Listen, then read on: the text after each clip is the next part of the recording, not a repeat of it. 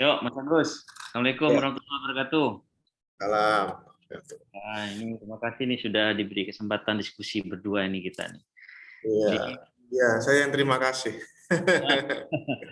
jadi apa namanya? Ini kita sebenarnya mau kalau saya sih ingin menyamakan pandangan. Mungkin pandangan Hmm, saya mungkin bisa saja tidak pas mungkin dengan peraturan-peraturan yang ada atau bisa saja hmm, mungkin kita mengelaborasi sama-sama mencari sebenarnya pandangan yang mana sih sebenarnya eh, yang setidaknya mendekati dengan ketentuan peraturan ini. Karena kita juga bingung karena banyaknya peraturan-peraturan yang betul. mengacu atau mengatur tentang apa namanya eh, badan usaha, ya kan, terkait dengan perusahaan apa dengan usaha kecil, non kecil dan menengah, kemudian Hmm, juga terkait dengan usaha perseorangan dan sebagainya gitu ya, Mas Agus.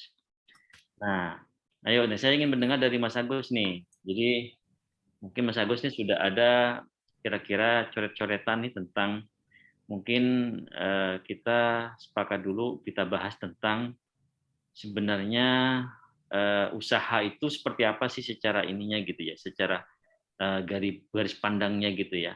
Jadi kalau yang kita tahu nih dari beberapa slide dan juga mungkin peraturan-peraturan yang kita pelajari juga ada yang namanya usaha perseorangan gitu ya.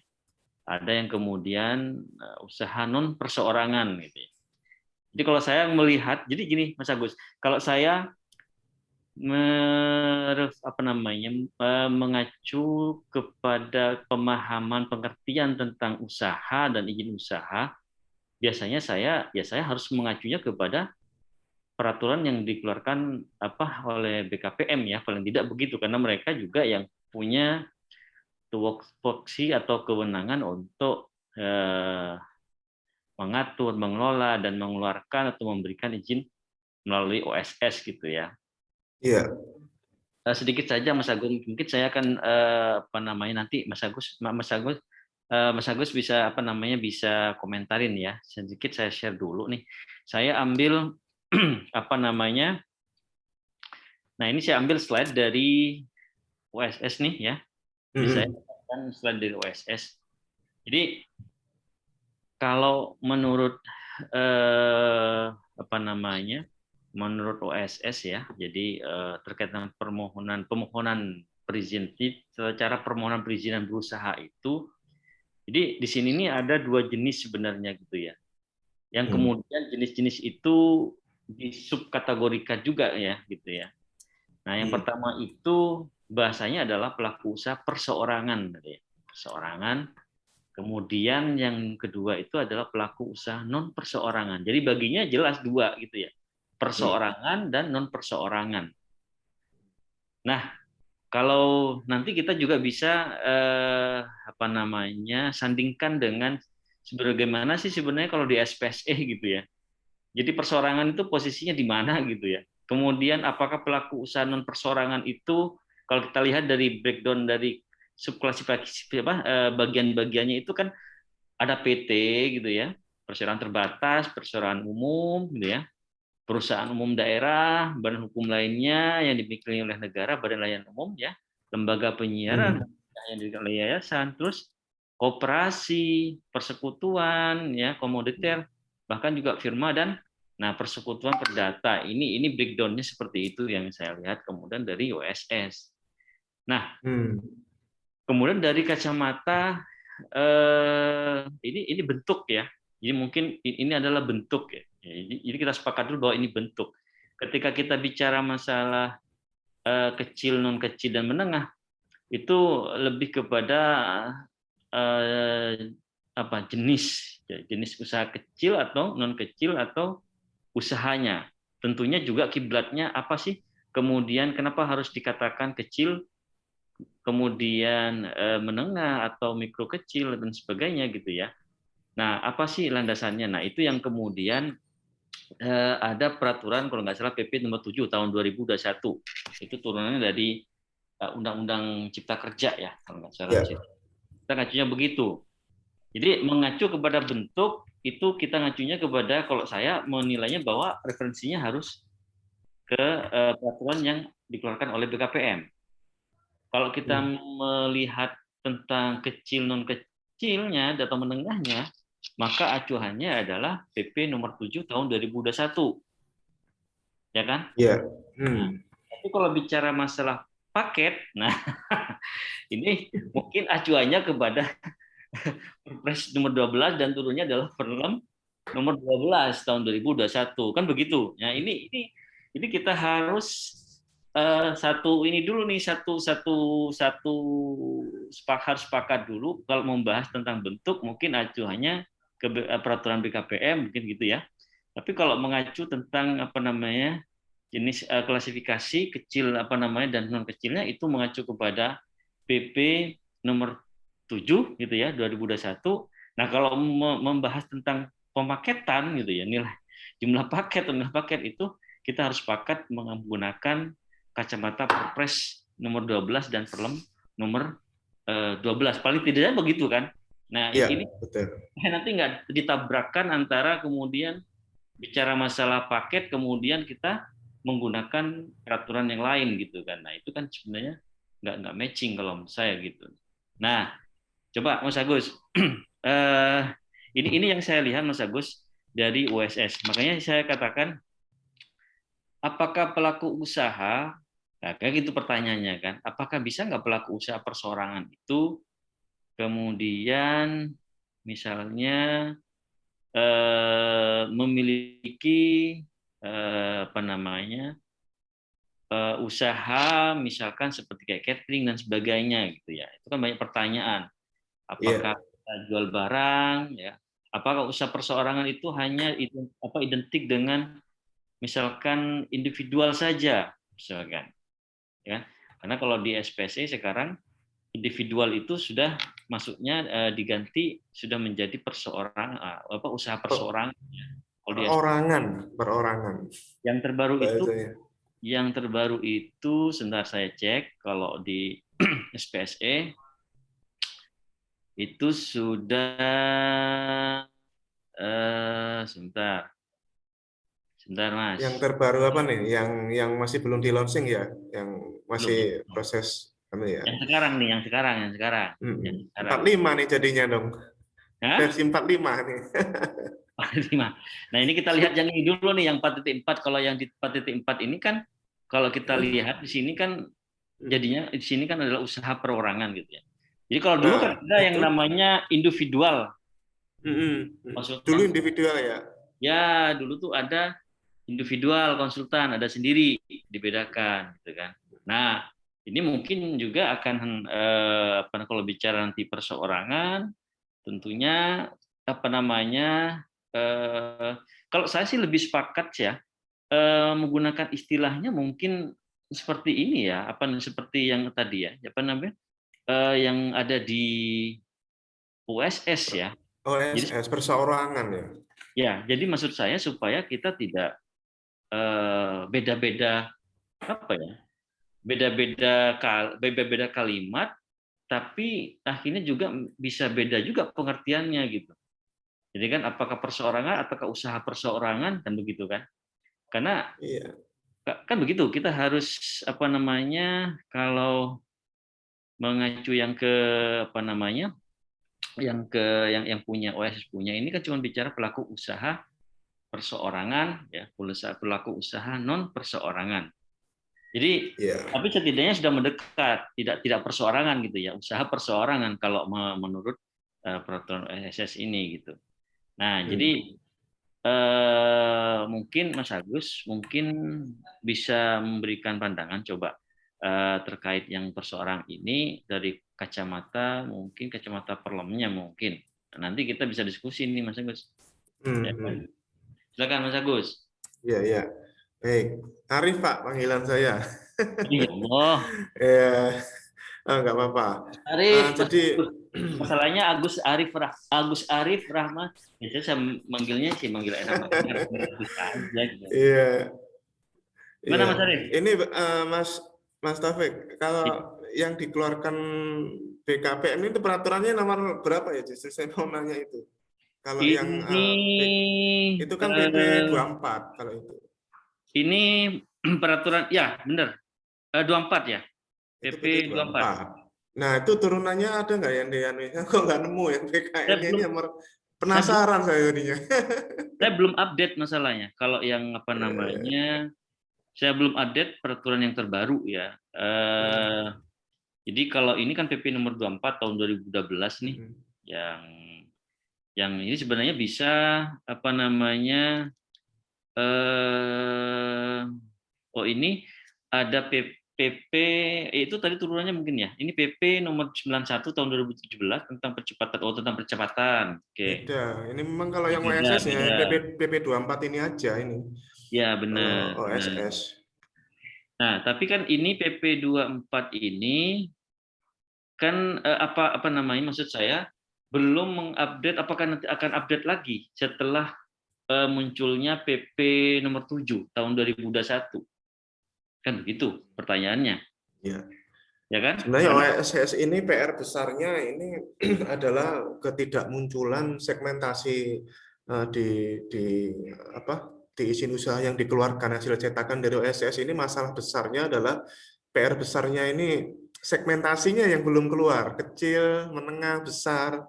betul Ini yang memang. dilema besar yang dan minggu lalu sebelum Pak Kepala LKPP terkena COVID, alhamdulillah kemarin saya nanya sudah negatif ya. Eh, Katanya sih sudah sudah ada pembicaraan antara LKPP dan BKPM untuk memunculkan segmentasi kecil dan kecil. Dan ini pertanyaannya segmentasi kecil dan kecil ini berlaku untuk perseorangan atau tidak? Ya, Rasanya karena rasa-rasanya nah itu tadi makanya kalau kalau saya lebih fokusnya kalau bicara kecil non kecil dan menengah itu ini belum belum bicara masalah paket dulu ya. Belum ya. bisa paket. Ini masalah klasifikasi aja dulu.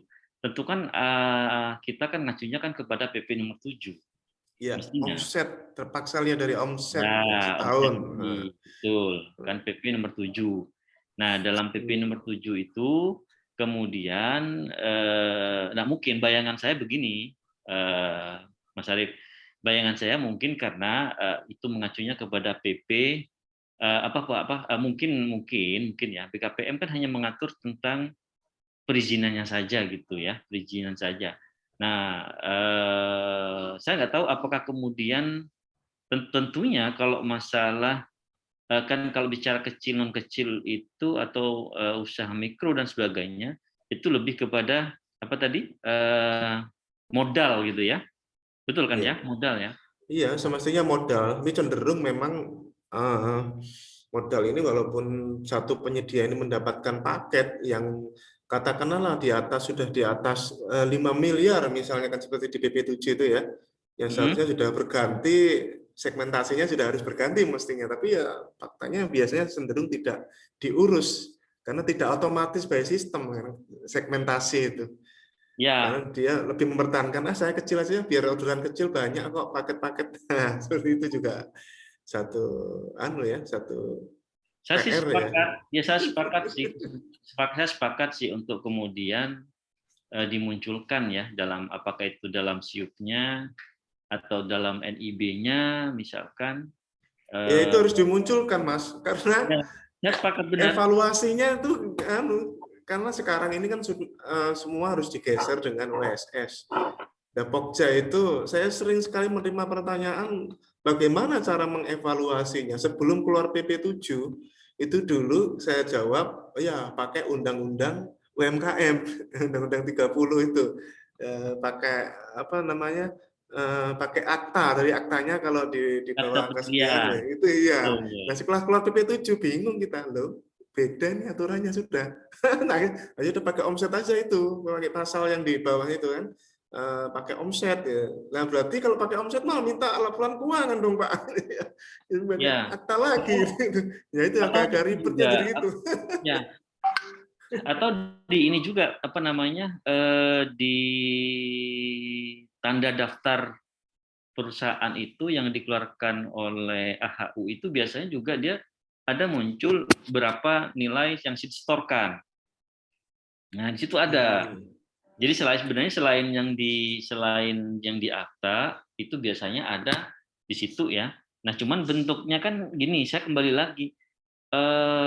Makanya ini Mas Arif, saya mau apa namanya? Mungkin nanti Mas Arif nih ada ini nih, ada apa namanya? Barangkali nanti ada kira-kira bayangan maksud saya ini kemana sih gitu loh. Jadi kalau saya lihat ini saya ngambil ini ya, ngambil apa namanya dari OSS dulu nih tentang apa namanya bentuk tadi. Jadi mana tadi ya? Sebentar. Jadi tadi saya sudah lihat. Perorangan ya.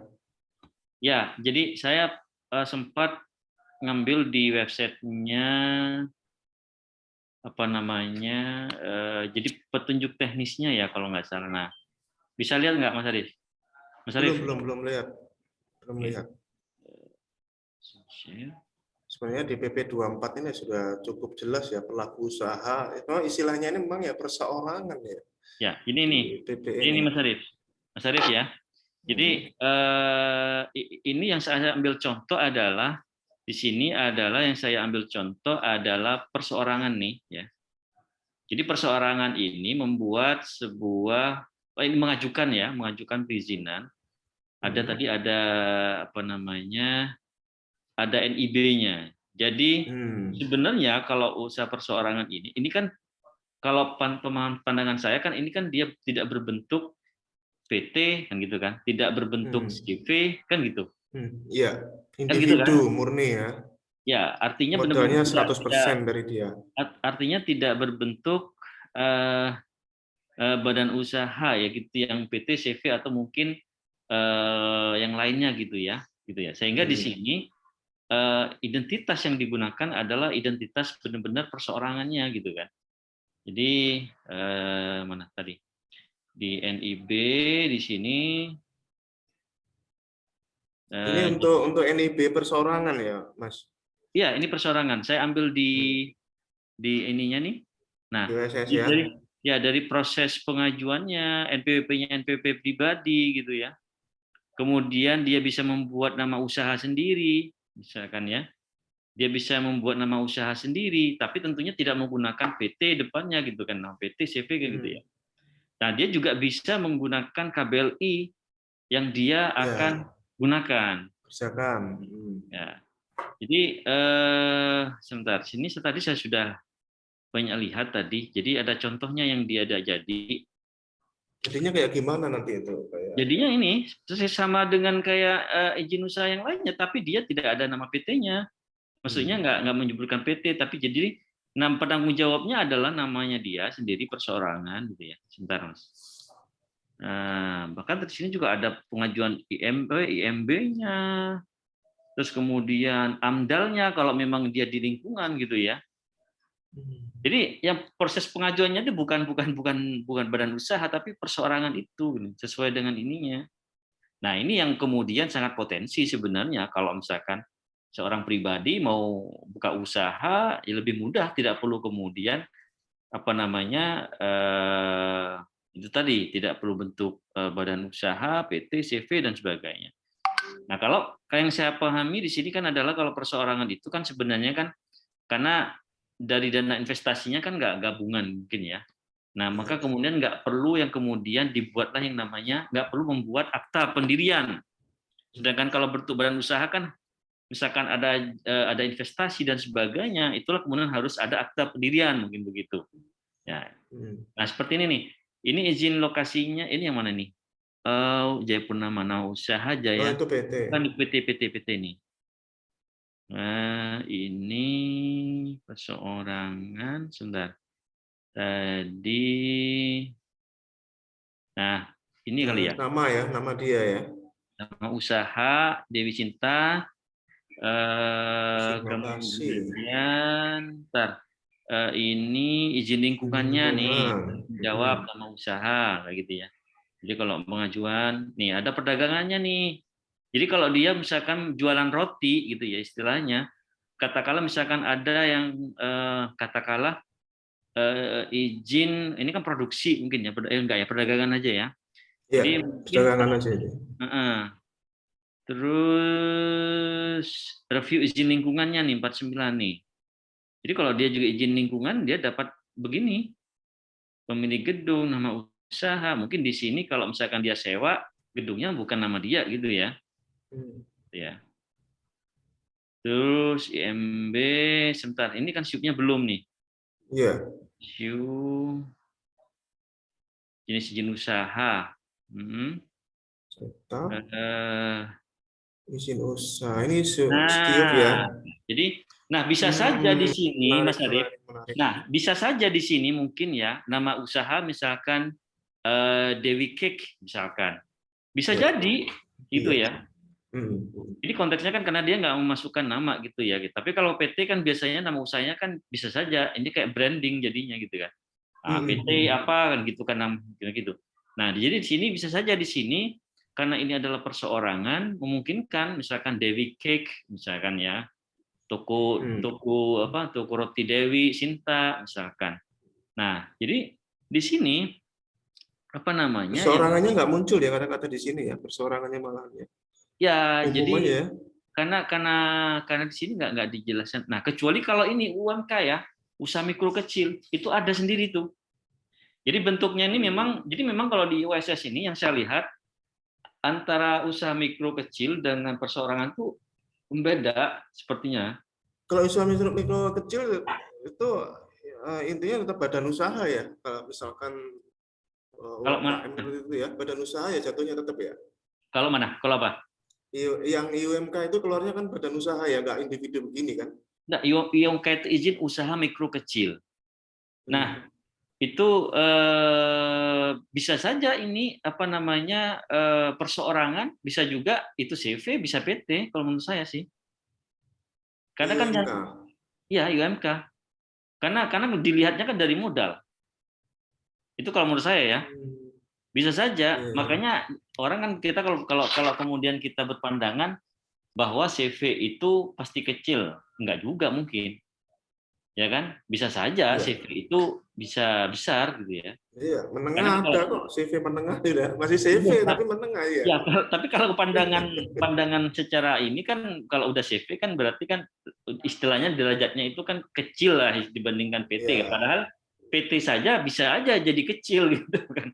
Karena dilihat dari modalnya itu. Nah, itulah tadi yang kemudian yang saya sebutkan harus mengacunya itu kalau bicara masalah ya klasifikasi bidang usaha kecil klasifikasi kecil dan kecilnya itu ya ngacunya ya kepada PP nomor 7 itu gitu. Nah, sedangkan kalau bentuknya itu mungkin ke PP 24 ini gitu Iya, kan. iya. Ya ini yang terus terang gini, saya mau cerita tentang lahirnya kata-kata perorangan ini. Saya salah satu saksinya waktu itu Mas Taufik waktu Pak Emin melahirkan kata-kata ini ya. Ya sebenarnya ini kan perorangan ini sudah ada di jasa konsultan ya, yang sudah Ya. lama dikenal di jasa konsultan. Sudah banyak sekali seperti Pak Muji, aja Pak Ratmo juga di situ banyak ya jasa konsultan. Nah kemudian beliau berpikiran visioner ya waktu itu ya. Ya dia mau lahirkan ini untuk barang dan jasa lainnya ya. Dan pekerjaan konstruksi gitu kan. Waktu itu karena saya ada di klaster non konstruksi pada saat itu ya yang dibahas barang sama jasa lainnya dulu. Nanti yang pekerjaan konstruksi beliau akan ke ruangan sebelah waktu itu ya. Jadi kurang tahu bagaimana. Ternyata setelah perlemnya keluar muncul aja juga ternyata ya pekerjaan konstruksi untuk perorangan juga ada juga ya. Nah, yang pasti yang saya tahu di barang sama jasa lainnya ini niatnya pada saat itu adalah umpama kalau kita nih rapat gitu ya, terus di sebelah situ ada enak di situ tuh ada nasi goreng Pak Udin gitu, enak, sudah langsung kita bisa langsung beli ke situ gitu, kita langsung beli cukup pakai KTP untuk pertanggungjawaban cairan ke keuangan cukup KTP terus terkait dengan perpajakan yang sekarang sepakati sama surat-surat seperti itu. Nah, niatnya itu seperti itu. Nah, sepertinya sih belum sampai sejauh ini nih NIB dan sebagainya. Walaupun memang ini cukup ada beberapa orang bertanya nih Mas Taufik di lampiran 1 dan 2 ini kan rata-rata berbunyi tidak ada NIB atau TDB ya. Ternyata bunyinya tapi hanya berbunyi memiliki izin usaha sesuai ketentuan peraturan perundang-undangan, dan tapi itu baru dibunyikannya di MDP. Di MDP ada NIB atau TDB. Nah, orang tanya, "Loh Pak, di Kok TDP kok masih ada? MDP-nya ada NIB dan di lampiran 1 2 raono, Pak. Nanti pakai yang mana, Pak?" Ya, saya sih menafsirkannya adalah di lampiran 1 2 itu kan perizinan usaha sesuai ketentuan yang berlaku. Nah, sesuai ketentuan PP ini kan mestinya orang yang berusaha harus punya NIB kan begitu ya, walaupun perorangan sekalipun kan ya. Pun Jadi dalam ya perorangan. ya itu MDP itu merupakan turunan dari lampiran 1 2 gitu yang nggak harus dibunyikan di lampiran 1 2, baru munculnya di MDP-nya gitu. MDP-nya muncul Mas. TDP NPB tapi di lampiran 1 2 nya nggak ada itu yang dibunyikan. Terus orang banyak bertanya, sebenarnya ini disyaratkan nggak sih? Ya menurut saya tetap harus dipersyaratkan gitu.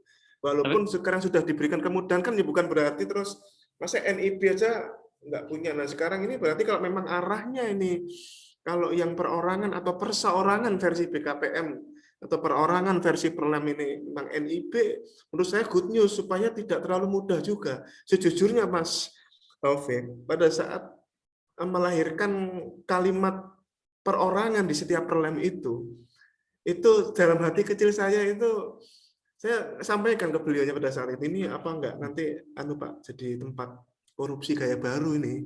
Jadi kan kalau saya mah pakai istri saya, kalau saya PPK nih, saya pakai istri saya aja kalau gitu Pak. Jadi beli apa pakai istri saya aja kalau gitu Pak. Begitu. Saya sempat diskusi begitu untuk membalance ya, diskusi ya namanya diskusi. Tapi niat beliau visioner ya bagus. Sekarang tinggal arahnya kemana. Nah, sekarang dengan penjelasan Mas Taufik, ternyata di BKPM itu NIB perseorangan dibuat seperti itu. Nah, itu setidaknya menjadi filter ya Mas Taufik ya. Ya, Ya orang ya nggak semudah itu lah, maksudnya berarti orang jual nasi goreng pun kalau kita bantu uruskan mestinya nggak masalah ya, mestinya ya Mas Taufik ya. ya. Gimana menurut pandangan Jadi Mas Taufik ini ya, arah? ya jadi kalau saya melihatnya itu tadi, jadi apa namanya, perseorangan itu sebenarnya ya, karena memang gini, seperti toko-toko itu ya, toko-toko itu kan kadang kan mereka kan juga jarang mereka punya SIUP namanya ya. Nah, SIUP dalam artian SIUP itu bentuknya itu adalah badan usaha ya, apa seperti kayak CV atau PT gitu ya, ataupun UD lah katakan begitu. Maka sebenarnya bisa menggunakan perseorangan ini gitu. NIB Nah, yang ini ya, tinggal kita iya, sosialisasikan dan kolaborasi dengan BKPM lah ya ini ya ya, ya. untuk Nah, implementasi dari penyedia perorangan yang dikeluarkan Perlem 12 ini ya. betul. Kalau kalau ini Mas Agus, Mas Arif, kalau saya lihat di apa namanya di PTSP DKI ya, itu teman-teman UMK, jadi yang mereka misalnya punya usaha-usaha kecil-kecil itu yang terkait dengan usaha mikro, pokoknya pengembangan untuk barang-barang UMKM lah, produksi UMKM lah. Ya, yang ada Mereka di kan sekarang kan order gencar, itu. ya mereka kan gencar sekarang kan apa namanya istilahnya mendaftarkan untuk kemudian sebagai usaha mikro yang bentuknya perseorangan sebenarnya. Itu. Kenapa? Ya karena mereka nggak ada bentuk ininya, bentuk PT bukan, CV juga Iya. bukan. Bikin Tapi akta ya ribet ya, kalau misalnya nggak dianggaplah perlu ya akta, masa ya bikin karena akta gitu nah. ya nggak mereka nggak Nggak butuh akta karena simple. kan karena nggak ada yang kemudian orang lain yang kemudian investasi di dalamnya. Hanya Iya, iya, investasinya ya betul di betul. atas nama mereka, termasuk misalkan itu tadi mendaftarnya menggunakan NPWP-nya dia, gitu ya. Kemudian penanggung jawabnya adalah dia, kemudian keluarlah izin yang namanya IUMK itu tadi. Saya bertahunya di situ, bikin usaha mikro kecil, gitu ya. IUMK itu berarti dia bisa badan usaha, bisa perorangan ya, bisa perseorangan ya. Saya Saya pikir malah IUMK itu. mungkin, ya mungkin saya mungkin kalau pandangan saya jasa perseorangan ini pun juga gitu ya. Kalau mengikuti ketentuan PP 7, misalkan dia punya modal besar, misalkan bisa saja dia jadi besar. Hanya bentuknya saja dia perseorangan, bisa jadi Sendiri gitu. ya. Bisa Apalagi orang begitu. kaya sekarang banyak ya di Indonesia. Nah, Cukup lah. ya, ini mungkin ini kan yang bisa saya pahami kan kalau menurut apa namanya ketentuan ini. Karena kalau sudah jelas mengacu bentuk ada kalau kita mengacu bentuk izin bentuk usaha kita kalau saya sepakat harus mengacu kepada PP nomor 24 2018. Tapi Ya. kalau kita bicara masalah kecil, UMK, non kecil, menengah, saya harus sepakat harus mengacu kepada PP 7 2021 itu. Kan begitu. Nah, kalau kita kolaborasi dengan PP 24 ini, maka bisa jadi itu tadi saya katakan jenis apa namanya yang perusahaannya itu adalah perseorangan, kalau dia memiliki modal yang sangat besar, bisa saja dia jadi usaha besar begitu kan.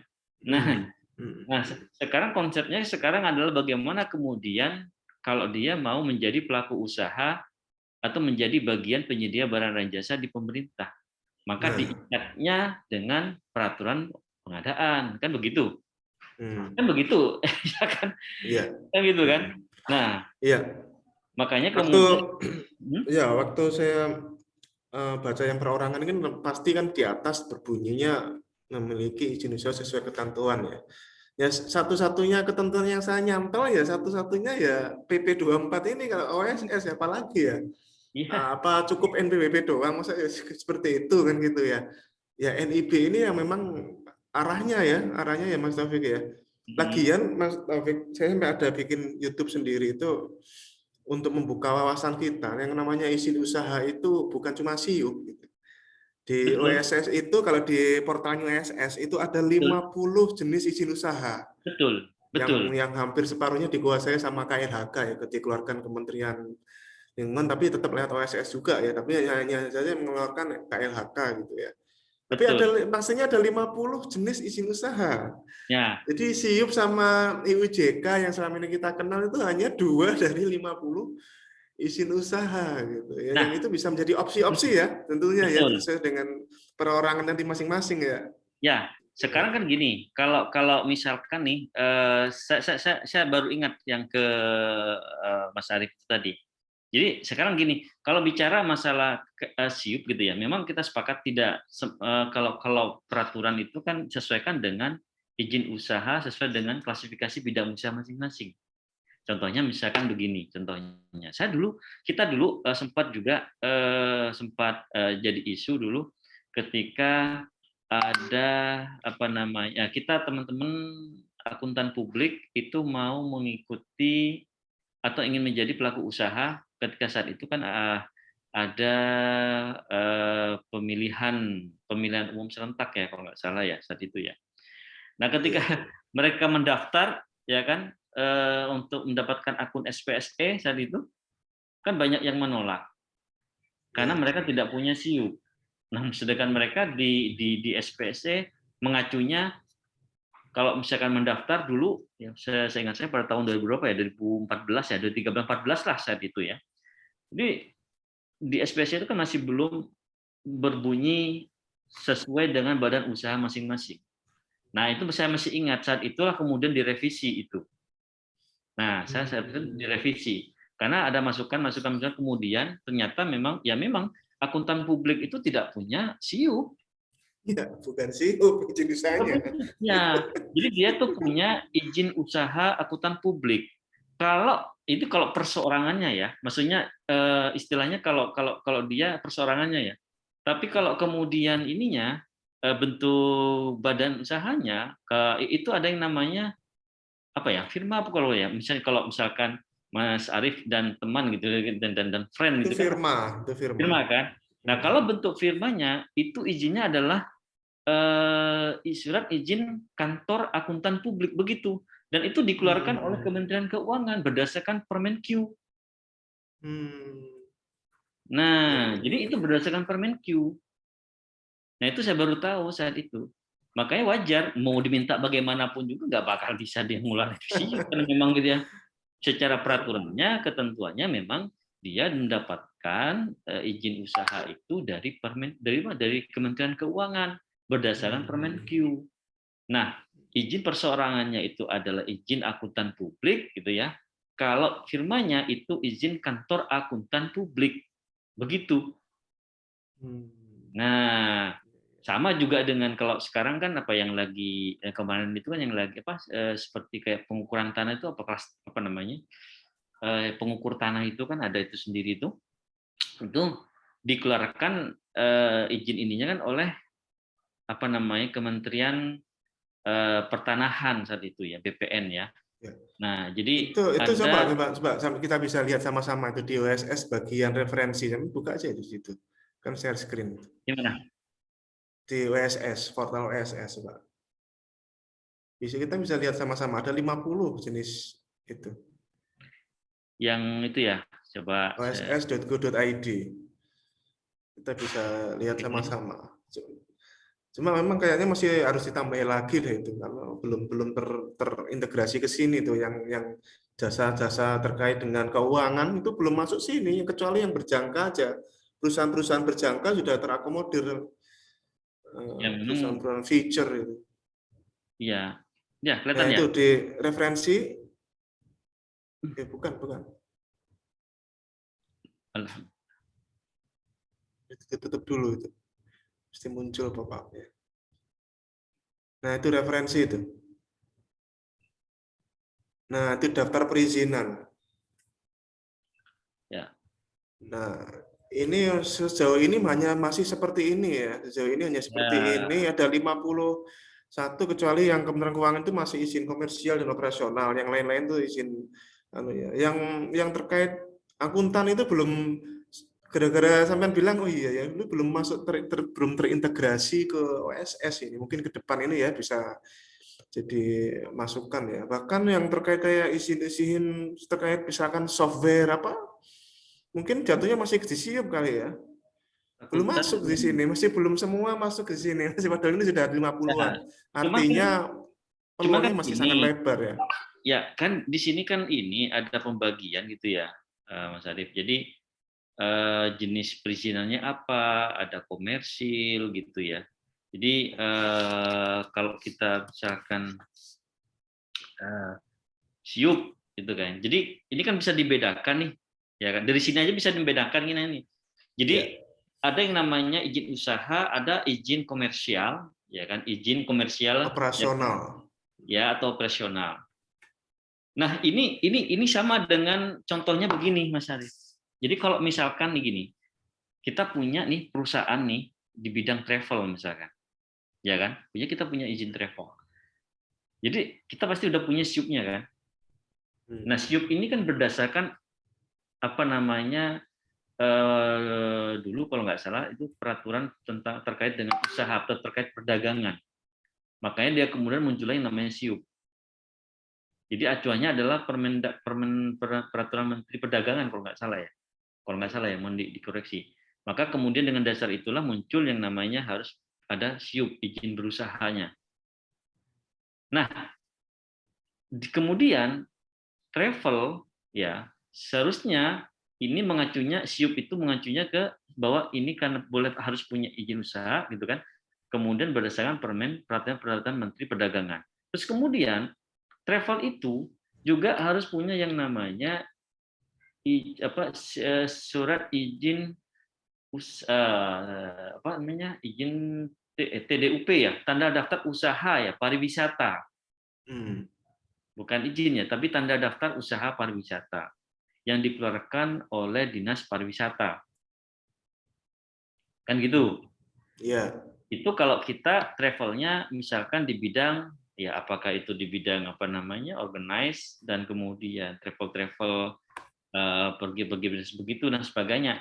Belum tentu juga kalau mereka juga misalkan mau menjadi operator di bidang haji dan umroh, maka dia juga harus punya yang dikeluarkan oleh Kementerian Agama.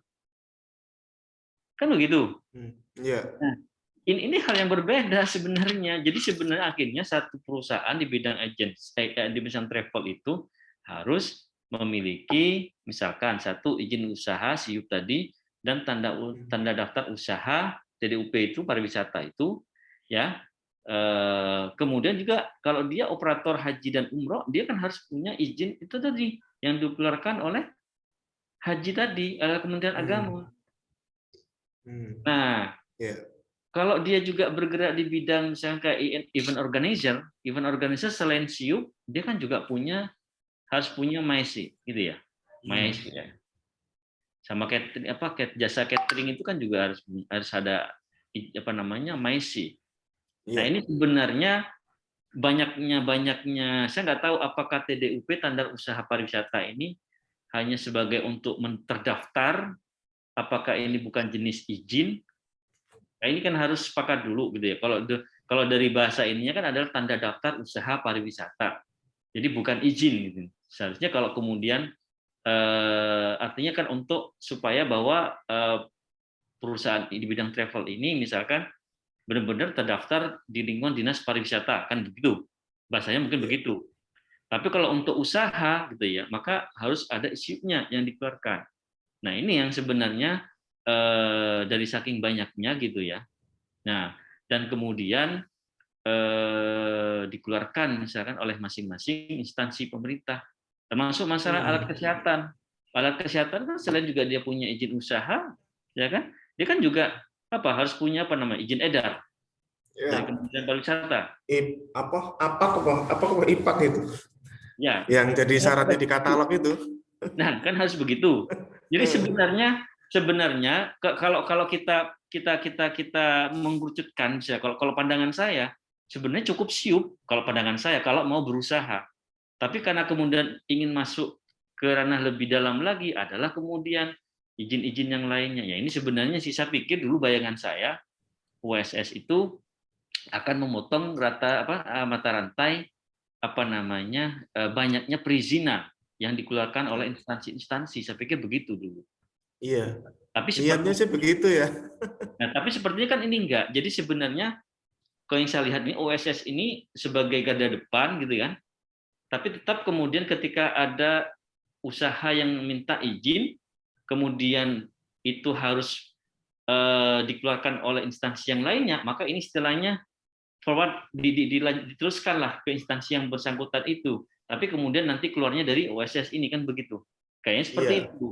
Iya Ya kan? memang. Ya. Tetap. Jadi seperti ibaratnya kalau kebijakan penyetaraan ujung-ujungnya tetap seperti yang kita rasakan tetap sama saja. Ibaratnya seperti itu. Ya Ya. ini tampil di OSS tapi pengurusannya tetap saja sebenarnya. Ya. Jadi pengurusannya itu Ya. jalannya satu gitu ya. Pengurusannya Ya. itu jalannya satu gitu ya. Satu yaitu OSS gitu ya. Tapi masih tetap banyak beraneka jenis izin ataupun tanda usaha yang masih Iya. kita harus dapatkan gitu. Saya dulu bayangannya itu saya pikir tuh NIB gitu aja saya pikir ya bayangan, dan bahkan pada saat mengisi pengisi draft ini, mengisi yang perorangan itu saya masih ingat itu masih tertulis NIB atau TDP, tapi cuma pada saat keluar saya loh kok nggak ada NIB TDP, ternyata dikeluarkannya di MDP gitu ya, di NIB. Saya masih ingat di baik yang barang jasa lainnya itu ada NIB gitu. Jadi sudah nggak usah yang kecil itu, nggak usah pakai SIUP, sudah NIB saja. Karena NIB itu sudah mewakili apapun dia jenis usahanya, baik barang maupun jasa NIB gitu. Niatnya begitu ya, Mas Taufik waktu itu ya. Sudah dipermudahlah dengan NIB untuk yang segmentasi kecil waktu itu seperti itu. Dan ternyata jadinya ya seperti ini kurang lebih ya sama ya dengan yang tertulis, hanya saja nggak tertulis oleh karena itu gini Mas Taufik, beberapa orang itu sering tanya itu gini, Mas, ini dengan seperti ini nih ya, kalau Pokja itu mau mempersyaratkan bidang usaha atau misalkan mempersyaratkan SIUP atau kan kalau kita lihat di LDK itu kan contoh izin usaha, contoh SIUP, IUI kan begitu ya. Kan di sini kan ada IUI, ada SIUP seperti itu. Ya. Nah, itu bagaimana kita menentukan kalau yang misalkan pengadanya aneh-aneh gitu ya, yang bukan bersifat perdagangan gitu ya. Ya, ini dengan banyaknya macam-macam perizinan seperti yang Mas Taufik ceritakan yang ternyata ya sama saja ya. Itu solusinya ya saya sampaikan, solusinya adalah Pokja atau PPK ya mestinya melakukan RFI, request for information, setidaknya ke rantai pasok yang tertinggi di wilayah situ, atau yang rantai pasok yang distributor agen atau reseller itu dia izin usahanya itu apa sih, dia itu bisa jalan seperti itu. RFI saja kemudian diakomodir lebih dari satu beberapa penyedia potensial memang pekerjaannya di bidang itu gitu. Itu Ya. secara yang paling enak supaya tidak salah mempersyaratkan menurut kita siup, ternyata di lapangan izin usahanya nggak ada yang siup ini, nggak ada masuk jadinya. Ya.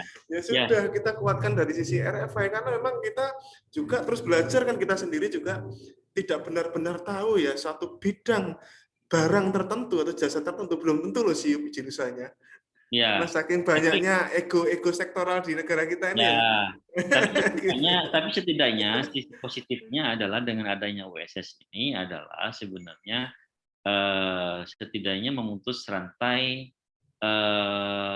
birokrasi, dalam artian memutus rantai birokrasi ini untuk meminimalisir angka terjadinya gratifikasi lah, Pungli ya, pungli. pungli dan sebagainya lah gitu ya. Ya Itu betul, betul. sepakat. Itu kalau itu saya sepakat.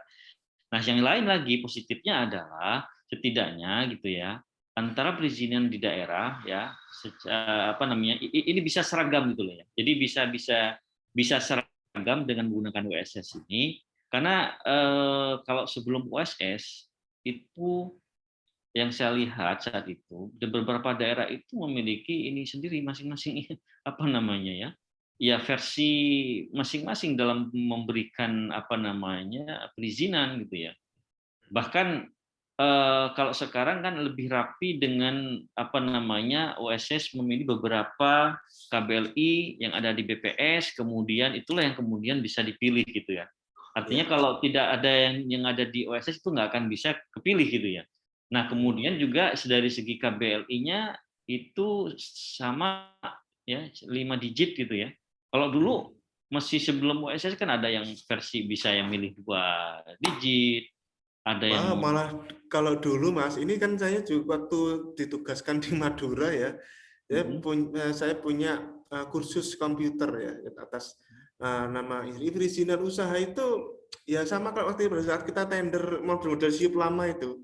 Deskripsi izin usaha itu sesuai apa yang kita tulis, ini tidak berdasarkan kodifikasi KBLI gitu.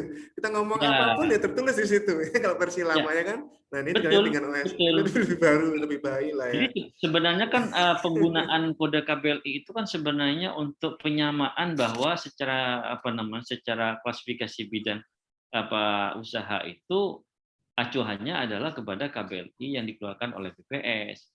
Nah ini kadang kalau di siup-siup lama, ya itu tadi namanya misalkan perdagangan apa, perdagangan baju, gitu aja kan. Tapi tidak mencantumkan KBLI. Nah ini kaitannya dengan kalau menggunakan tender cepat, metode tender cepat, kita juga jadi bingung gitu kan. Pokja pasti akan bingung. Nah ini acuan KBLI-nya mana gitu kan? Karena di SIUP itu tidak dimunculkan kode KBLI itu. Dia hanya cuma misalkan perdagangan baju, pedagang jaju, pedagang apa dan sebagainya itu aja. Iya, Nah, betul. inilah. Jadi dengan adanya WSS ini sebenarnya bagus. Satu sisi positifnya adalah salah satunya dalam menyamakan persepsi gitu ya.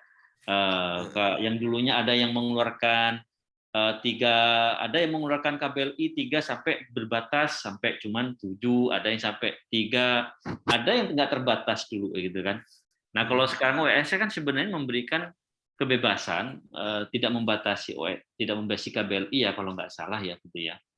Tidak Iya. membatasi berapa jumlah KBLI yang akan digunakan. Cuman sepertinya kayaknya BKPM itu setiap tahun akan minta laporan ya kepada Iya. perusahaan itu sejauh mana sih apa namanya, proses usaha yang sudah dijalankan seperti apa. Nah, itu seperti itu. Nah, jadi kalau kaitannya dengan pengadaan barang dan jasa pemerintah, Mas Arief, itu kalau mereka artinya mereka sudah secara sistem kan sudah terfasilitasi, artinya bisa mendaftar gitu ya. ada udah usaha perseorangan di situ gitu ya. Nah tentunya poinnya kalau kemudian mereka ini adalah menjadi misalkan penyedia barang dan jasa, tentunya acuannya ya tadi kepada Perpres 12 acuannya dan Perlem 12 gitu ya. Ya ini kita sekarang ke ke segmentasi nih. Nah, Segmentasi ini bagaimana? Karena dengan pada saat itu ya, pada saat itu eh, saya masih ingat ada batasannya ya, ada batasan rupiah lah ya untuk perorangan ini bisa ikut sampai seberapa lah ya. gitu. Dan setelah keluarnya ini bersifat unlimited. Nah ini yang jadi saya terus terang bertanya-tanya. Kalau yang untuk jasa konsultan is oke lah, memang sudah lama memang jasa konsultan lah ya, memang sudah ada standarnya juga kan gitu ya. Nah bagaimana dengan barang atau jasa? Sekarang orang bertanya, Pak, kalau tender nih Pak, ini ada orang kaya nih umpama, ya Iya. nih importir nih, lebih bisa dong ikut tender berarti nih Pak, nah, Apalagi begitu. dia sudah punya izin SIUP misalkan ya, SIUP Iya di Pak, OSS misalkan, iya dia punya NIB gitu ya, seperti punya itu. NIB. Nah ini berarti unlimited dong Pak, ini nggak ada batasan ya, ya memang seperti itu ya. Ya, Tapi saya bersyukur satu hal Mas, setidaknya Mas Taufik, pada saat itu ada perdebatan terkait dengan tempat harus punya tempat usaha atau tidak. Ada yang bilang tidak perlu tempat usaha, ada yang bilang perlu tempat usaha. Kalau saya bilang ya, kalau saya sih harus ada tempat usahanya. Misalkan catering ya paling nggak punya dapur lah Mas, masuk dapur aja nggak punya kan gitu ya. ya, Ibaratnya seperti itu. Nah, alhamdulillah ya pada saat dikeluarkan ini tempat usaha dikeluarkan sebagai bagian dari kualifikasi teknis ya. Saya bersyukur sekali ya setidaknya ya nggak terlalu apa ya nggak terlalu obral-obral banget lah ya. Masa ya nanti yang keluar makelar Mas nanti. Apa betul. bedanya makelar kalau nggak ada tempat usaha, nggak ada makelar sama palu gada? Nah Ya, itu jadi apa ya, ini namanya, gimana? itu lagi tentang apalagi tentang virtual office juga ya. Jadi sebenarnya kan Nah, itu menarik juga nih. Kalau kalau dulu sebelum OSS, ketika ada yang mendaftar usaha menggunakan alamat virtual office, maka kalau di PTSP dulu, di DKI dulu itu ada informasi bahwa itu adalah virtual office. hmm, Nah kalau sekarang nggak ada kalau di OSS. nggak Jadi kalau kelihatan ya. nggak kelihatan dan memang yang nggak akan membaca bahwa apa namanya misalkan alamatnya di virtual office-nya di ini gitu. Di situ nggak Hmm, disebutkan di iya, OSS. Tapi kalau iya. dulu sebelum OSS di PTSP DKI itu orang gampang untuk melihat atau mengetahui bahwa ini menggunakan kantor virtual office Betul.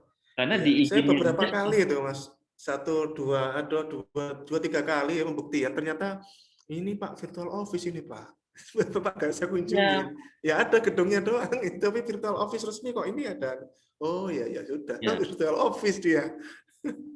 Ya, jadi itulah kemudian apa namanya? Karena kayak yang lebih utama adalah mengacu kepada apakah pertama kan virtual office itu apa namanya sebagai identitas bahwa itu sebagai kantor loh, meskipun hanya bersifat virtual lah gitu kan. Nah, tapi setidaknya ini kan bisa jadi alamat. Nah, kemudian dulu kan juga ada zonasi juga kadang kan gitu ya. Kalau di Jakarta ini kan ada zonasi. Kalau virtual office-nya masuk zonasinya misalkan bukan lahan yang dibuatkan perkantoran pun dia kalau dulu nggak akan keluar izinnya kan begitu. Nah, Hmm. untuk sekarang kan saya pikir kan saya nggak tahu sekarang apakah kedetek apa nggak kalau model-model seperti itu gitu ya. Artinya kalau kayak UMK, Mas Arif, UMK itu cukup di rumah saja bisa, Mas Arif. Jadi Alamat rumahnya bisa ya, alamat UMK ya. rumah bisa gitu ya. Di ini ya kalau kan kalau UMK itu daftar di PTSP DKI itu kan masih Mas Arif, masih bisa itu di situ. Jadi cukup dia apa namanya menggunakan alamat rumahnya itu udah bisa. Nah, kalau yang di OSS ini saya belum karena belum Ya. pernah lihat ya seperti apa gitu. Karena kaitannya kalau sudah ada izin usaha begitu kan tentunya ada hal-hal yang formal yang harus dilengkapi gitu kalau menurut saya gitu ya. Itu. Saya terus terang berharap ya Mas Taufik yang perorangan, penyedia perorangan untuk barang dan jasa lainnya dan pekerjaan konstruksi ini ada kebijakan turunan dari LKPP, berharap supaya tidak liar ya Mas Taufik. Saya tahu nih niatnya sangat baik yang melahirkan penyedia perorangan di jenis pengadaan yang di luar jasa konsultan, itu niatnya saya baik. Tapi menimbang tidak ada segmentasi, peraturan ketentuan segmentasi belum terlalu jelas ya. Bagaimana segmentasi kecil dan kecilnya belum terlalu jelas, belum terlalu menyebar informasinya. Kalaupun memang sudah ada, ya saya berharapnya LKPP ini ada semacam capdep-nya lah ya, supaya tidak liar Mas Taufik. Menurut Mas Taufik gimana ini? Karena ini barang jasa lainnya ini di kalangan pelaku usaha ini orang sudah nanya-nanya, Pak, ini kalau bos saya ini mau ikut sendiri Pak, ini mau ngurus NIB gimana Pak? Sudah nanya-nanya gitu ini Mas.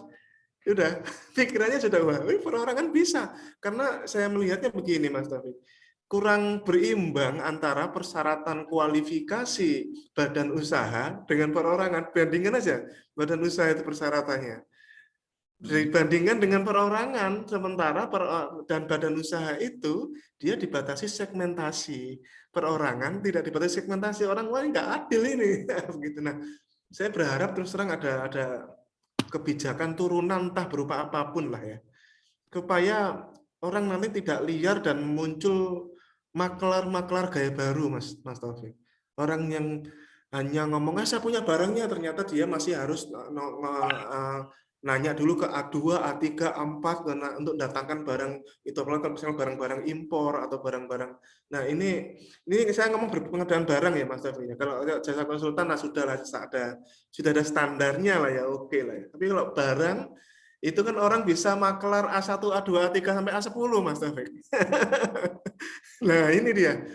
Ini saya berharap sih ada ya, karena supaya tidak liar, menimbang tidak balansnya persyaratan kualifikasi badan usaha dan perorangan untuk yang barang dan jasa lainnya, dan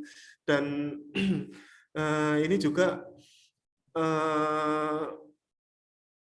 supaya tidak liar, tidak menimbulkan maklar dan palu gada gaya baru. Saya yakin nanti kalau LKPP dan BKPM berkolaborasi, ada kebijakan segmentasi, misalkan ini harus NIB, ini harus bisa perorangan ditunjuk, tapi dia harus minimal punya NIB dan ZIUP yang dikeluarkan OSS, misalnya seperti itu. Ini kan kalau nggak ada bunyi seperti itu kan nggak harus disuruh SS Pak, kan begitu orang bilangnya jadinya. Nah, Jadi menurut Mas Taufik gimana? Menurut Mas Taufik ini? Kalau pandangan saya kan begini, yang perlu kita banyak gerakkan itu kan adalah pemahaman tentang usaha perseorangan itu. Karena itu tadi, kalau bicara perseorangan, pasti orang di luar sana pasti memahaminya adalah jasa konsultan. Kan begitu. Nah, sedangkan kalau dulu masih enak dibedakan ya, di SPC ya ada individual konsultan, ada perseorangan. Kalau sekarang kan di VCAT ini kan dia cuma ada usaha perseorangan. Artinya bisa sebenarnya mereka sebagai apa dulu? Kalau mereka misalkan mengikuti tendernya adalah atau mengikuti seleksi tentang konsultan, misalkan konsultan konsultan perseorangan misalkan, maka sebenarnya bisa memungkinkan itu adalah sebagai individual konsultannya gitu yang dia ini. Nah, tetapi kalau bicara tentang usaha perseorangan, maka sebenarnya tidak ada, kalau saya sih konteksnya yang membedakan kan cuma hanya itu bentuk badan usaha dan perseorangannya.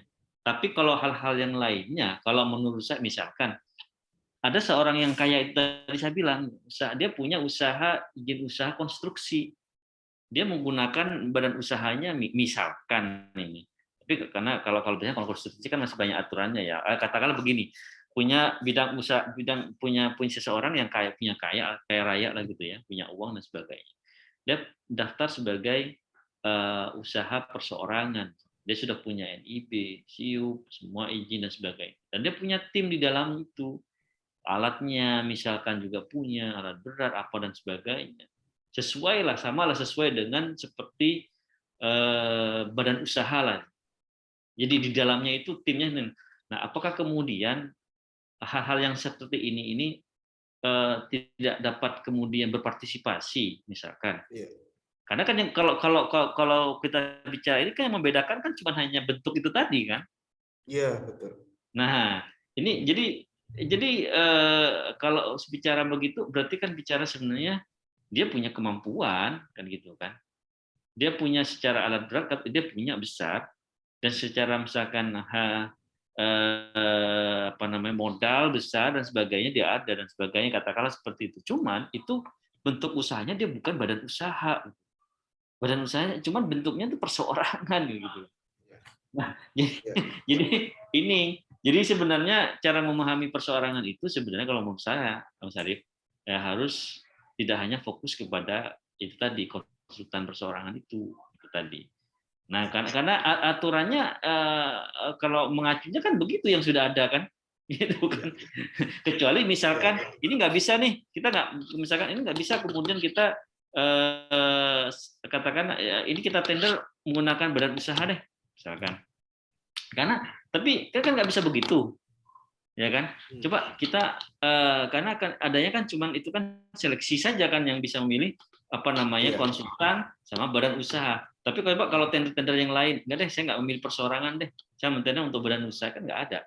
Karena ketentuannya kan begitu, bisa berbentuk badan usaha, ya kan? Apa namanya apa bisa cuman ini istilahnya kalau menurut saya yang lebih tepat sebenarnya harus mengacu kepada itu tadi sebenarnya sih PP 24 istilahnya. Jadi Iya. apa namanya usaha perseorangan dan usaha non perseorangan.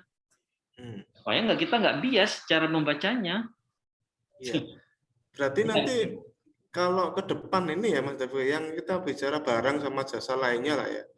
Itu Ya, opsi opsi kan selama ini ya pasti anggapnya badan usaha lah ya, yang makanya di anu ya, yang barang sama jasa lainnya. Nah ini fitur pilihan perorangan atau gimana? Kalau kemarin pernah ada yang nanya, Mas, Pak, itu kalau ada pilihan perorangan tuh Pak, kalau saya bunyikan di Dokpil tidak dipersyaratkan itu boleh nggak Pak?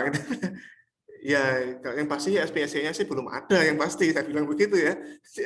Nah ini menurut Mas Taufik gimana ke depannya ini enggak, setelah ada amanah begini nih nanti ke depan bayangannya gimana nih? Kalau enggak, yang saya ngomong barang sama jasa lainnya nih.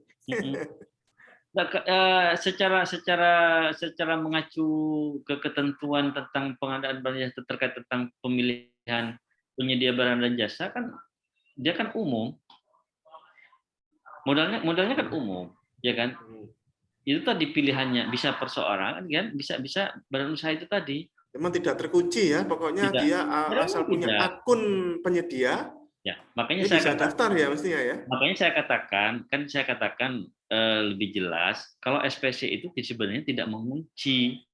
Misalkan begini, apakah bisa nanti si SPSE misal apa si penyedia misalkan ada paket untuk non kecil misalkan tiba-tiba penyedia kecil mendaftar, apakah secara sistem dikunci? Oh enggak, itu enggak dikunci. Yang apa namanya? Ya yang semua itu apa adanya di mana? Ya ada di ketentuan persyaratan itu yang kemudian harus diatur. Sama juga begini, bertanya sama saya, Pak, kalau saya daftar hitam, boleh nggak Pak ikut tender? Boleh saja. Masalah menang urusan belakang. Karena ketentuannya memang karena Bapak kalau sudah terdaftar hitam gitu ya, masuk blacklist, Bapak sebenarnya tidak boleh menang kan begitu. Nah, Tapi karena sistem sistemnya kalau blacklist itu ngomong nggak otomatis anu ya, menutup ya ya. ya apa Kalau namanya sekarang ini ini. ya jadi semestinya itu kan harus dinonaktifkan gitu kan ya Ya. akun kan cuman kan itu kan nggak kemudian bergulir begitu saja. Apalagi kemudian terkait proses penetapan daftar hitam itu secara sistem itu kan ada alurnya juga dan sebagainya gitu kan. Nah itu yang kemudian kenapa kemudian di sistem juga harus ketika mau menetapkan pemenang ya kan dia nggak secara otomatis sudah ini kan dia kan masih masih nyari kan gitu kan nyari apakah dia masuk ke daftar hitam apa enggak gitu kan. Nah, kan sering terjadi kadang dia menang ternyata ending-endingnya dia ternyata sebelumnya sudah kena daftar hitam misalkan. Nah, itu Iya. artinya sistem sebenarnya tidak mengunci kan begitu. Nah, itu Itu sama juga dengan kriteria yang tadi saya bilang, usaha kecil, ya mau baik perseorangan atau badan usaha, secara sistem mau ikut tender berapapun jumlah paketnya, nilai paketnya gitu ya, itu nggak dikunci. Nah silakan diatur di mana? Ya diatur di syarat kualifikasinya itu.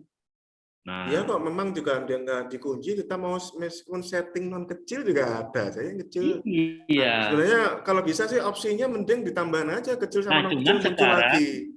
cuman sekarang sudah apa namanya? Cuman sekarang kan nggak seperti versi sebelumnya. Kalau versi sebelumnya kan ada pilihan kecil dan non kecil, kan gitu kan? Sekarang Nah, sekarang kan ada kecil, ada non kecil.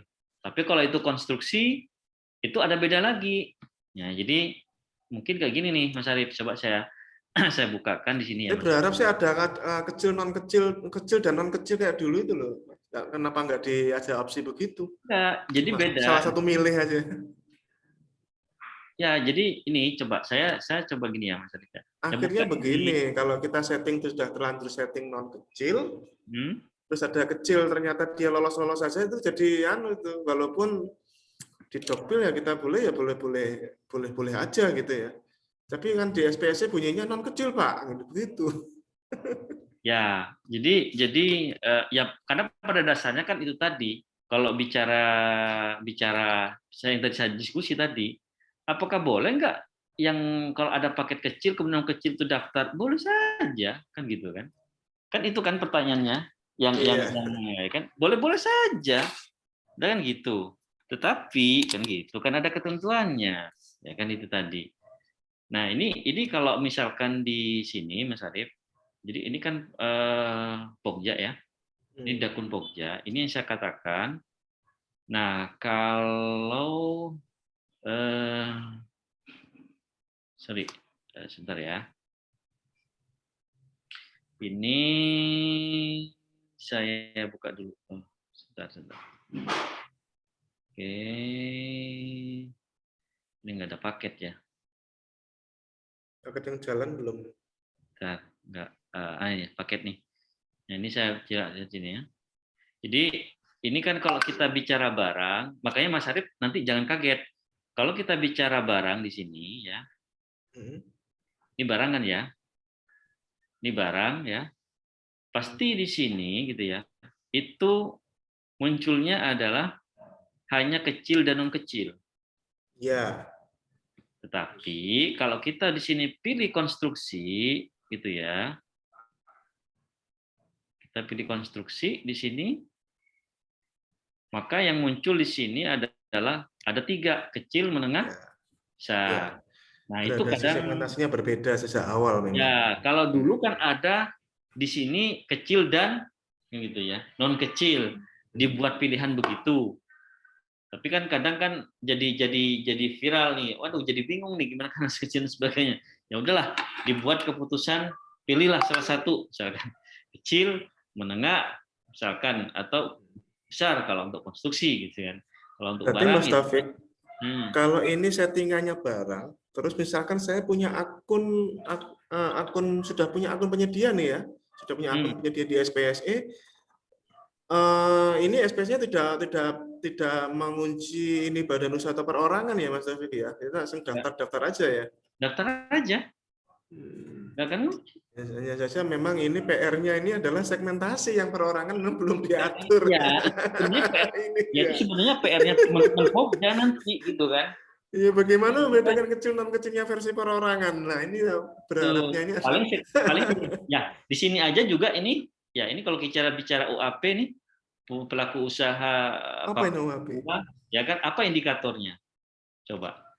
Oh, orang asli Papua ya ini ya. Ya, kalau misalkan kita pakai begini nih, kemudian ada yang mendaftar misalkan orang yang bukan Papua. Kan ngedeteknya kan susah juga. Pasti kan melihatnya kan dari legalitas kan gitu kan ketika evaluasi ya. Nah, kan begitu. Jadi memang ini PR besarnya ini segmentasi untuk perorangan ya, karena sudah terlanjur dibuka di Perlem. SPSC tanggung jawab nih. Atau kebijakan BKPM-nya bagaimana ini ya? Segmentasi ini, apakah tidak diatur segmentasinya perorangan? Ya, saya nggak tahu apakah PP 24 itu ada nggak yang kemudian yang belum update dengan PP 7, misalkan ya. Mengingat PP 24 lahir lebih dulu ya dibandingkan Ya, PP 7 2021. Tentunya kalau misalkan ada perubahan-perubahan yang perlu direvisi, tentunya PP 24 juga akan mungkin seharusnya juga harus direvisi kan begitu. iya. Kan begitu. 24. Ini kayaknya Ya. sih mungkin ada irisan-irisan sih, cuma yang tidak ngatur terkait rupiah ya ini ya. Kalau Hmm. P24 ini. Tapi saya yakin kayaknya sih sekilasnya ada irisan-irisan lah. Cuma kalau terkait dengan segmentasi ini yang masih nih ya, nggak ada peraturannya sendiri Ya. ya, karena segmentasi ini kan selama ini ya kita taunya undang-undang administrasi pemerintahan aja segmentasi. Terus dengan PP ini PP 7 itu Iya. segmentasi. Nah ini yang kemudian yang OSS-nya piye ini terus nanti. Terus yang perorangan ya, perseorangan yang versi OSS ini bagaimana nasibnya segmentasi? Apakah bebas begitu-begitu saja? Inilah yang sampai sekarang banyak orang bertanya. Ya. Bahkan ada beberapa penyedia yang sudah menagih ya, Pak, itu kan sudah boleh. Kenapa sekarang kalau saya daftar tender belum bisa? Ya belum Mas, kan baru lahir kemarin ya, juga belum keluar lah SPC-nya baru. Iya. Iya. Baru beberapa ini sudah mulai nagih karena ya itulah ya, karena apalagi ini masa pandemi ini yang namanya proyek, sudah lah ya, ada kesempatan berusaha seperti ini memang pasar ya. Makanya buat saya Perlem 12 ini yang paling diuntungkan sebenarnya adalah pelaku usaha. Mestinya perputaran roda ekonomi lebih berputar mestinya ya. Ya saja memang ini harus diantisipasi terkait dari sisi negatifnya nih Mas Taufik.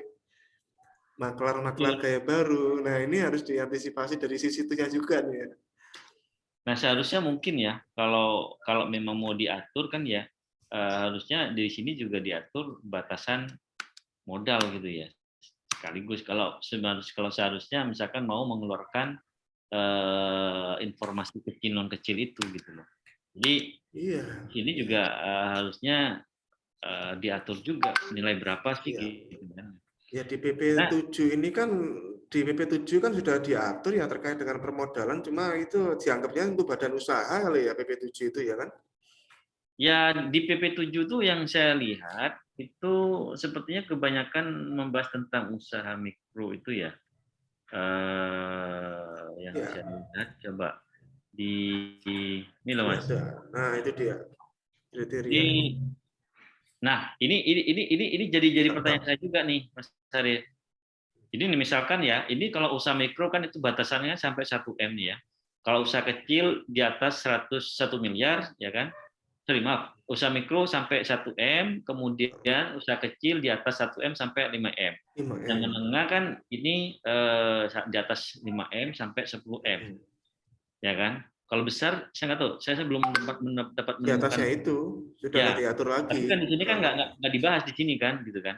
nah, Nah, itu kalau ini hasil penjualan ini yang akhirnya dijadikan nah, kecil non kecilnya dari sini nggak dari modal. Gara-gara nah pasal di bawahnya itu. Pasal apa ini ayat 6 itu.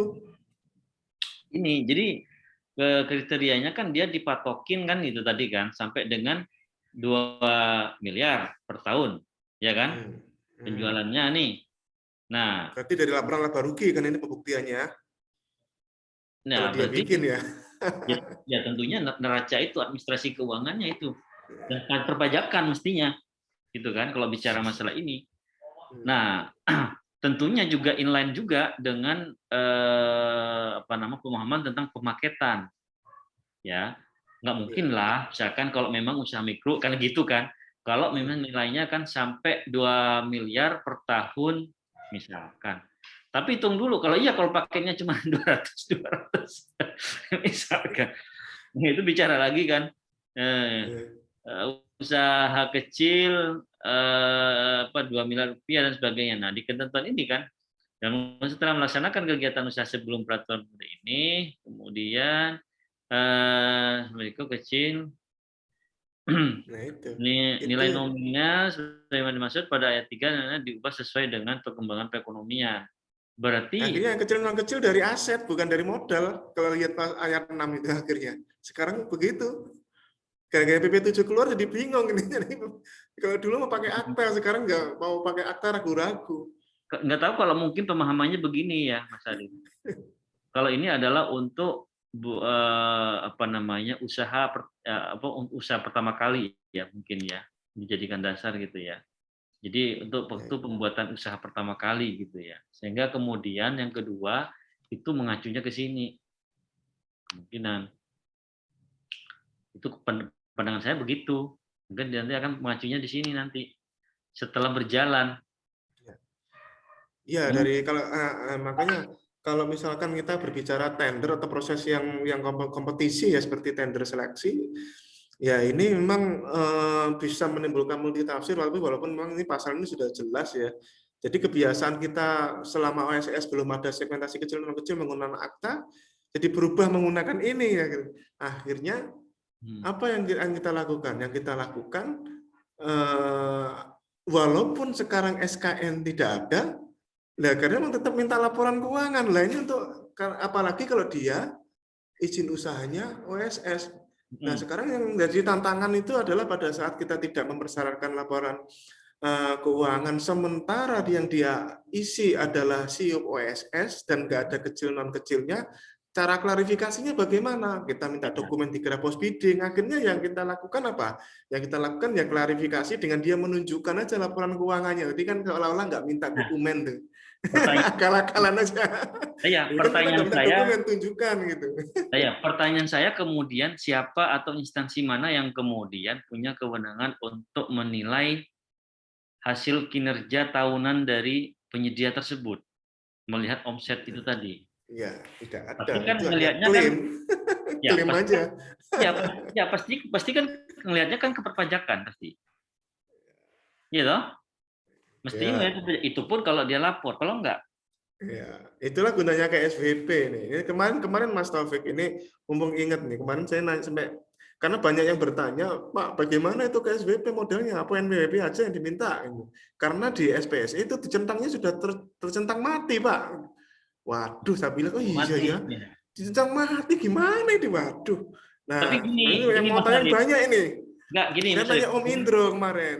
Ya, kemarin kan sempat Oh, juga ada yang itu. Nah, cuman begini, maksud saya gini, maka yang namanya kita itu aplikasi disinkronkan dengan aplikasi yang lain gitu ya.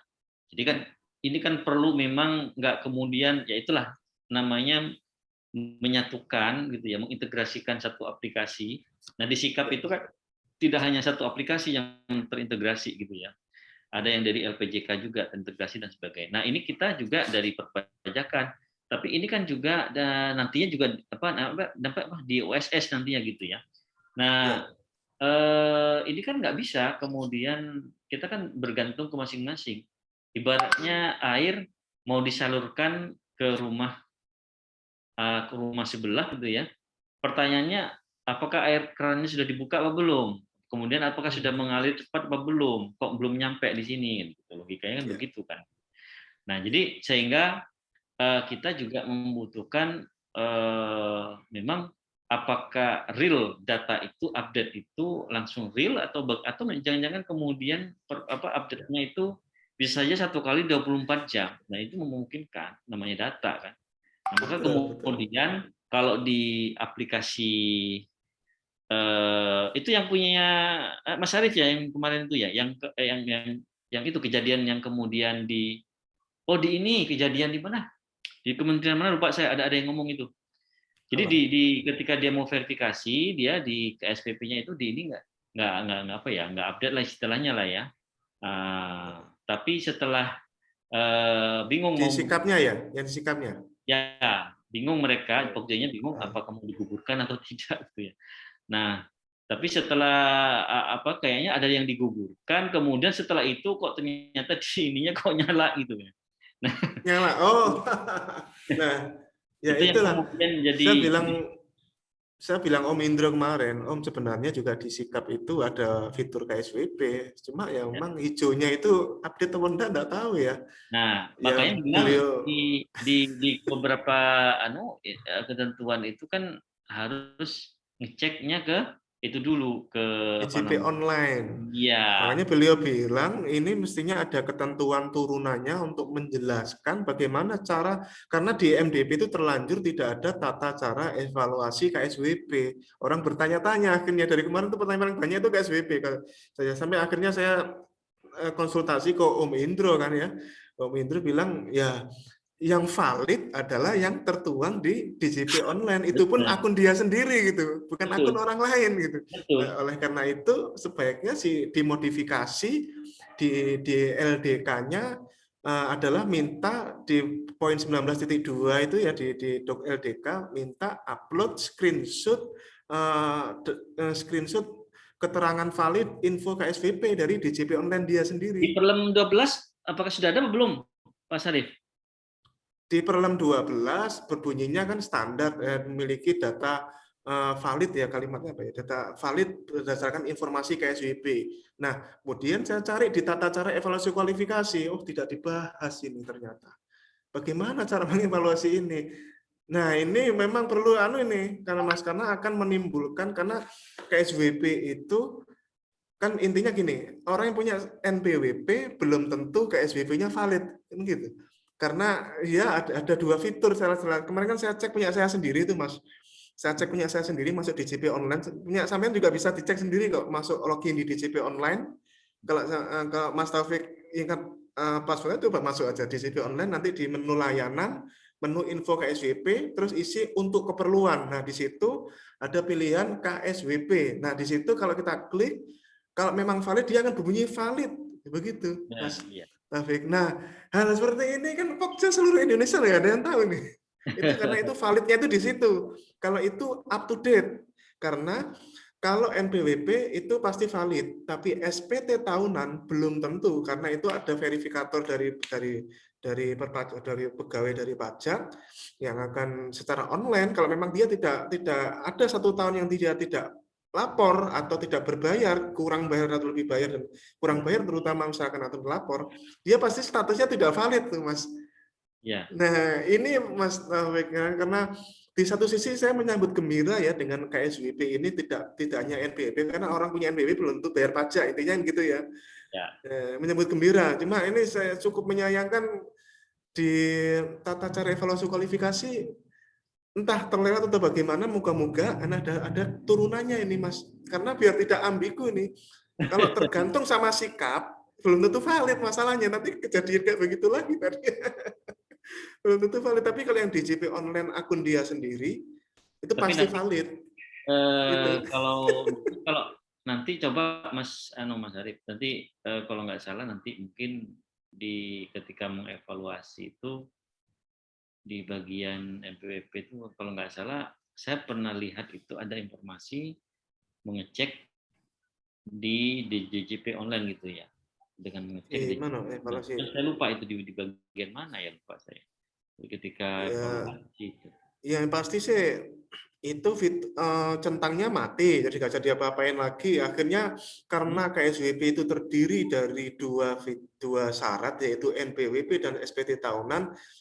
Saya menginterpretasikan begini Mas, sampean tambahkan di persyaratan kualifikasi minta SPT tahunan begitu. Biar kalau dia SPT tahunannya ada 2 tahun terakhir berarti mestinya valid, atau cara yang kedua minta upload print screenshot, nanti tinggal dibuktikan di pembuktian kualifikasi screenshotnya.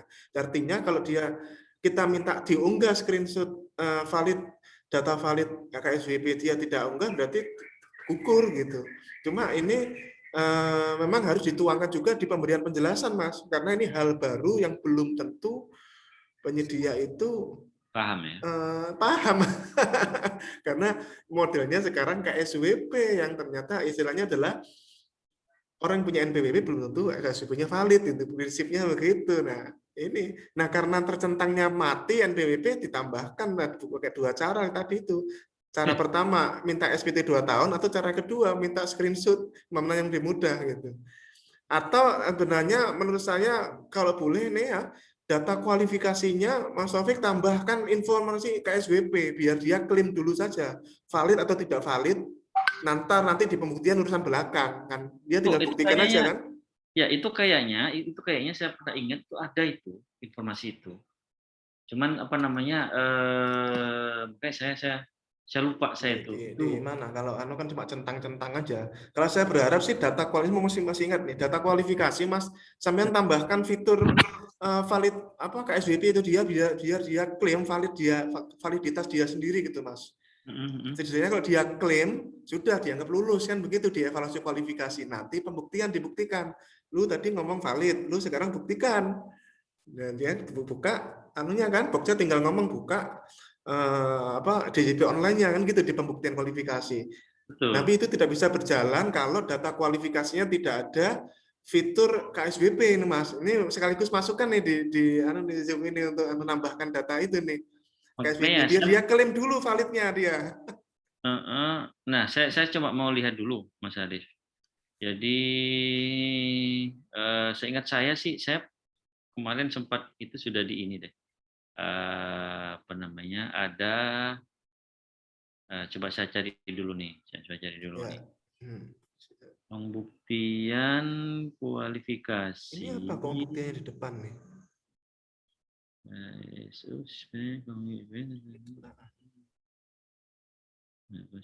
Itu centang mati ya kalimat ini ya?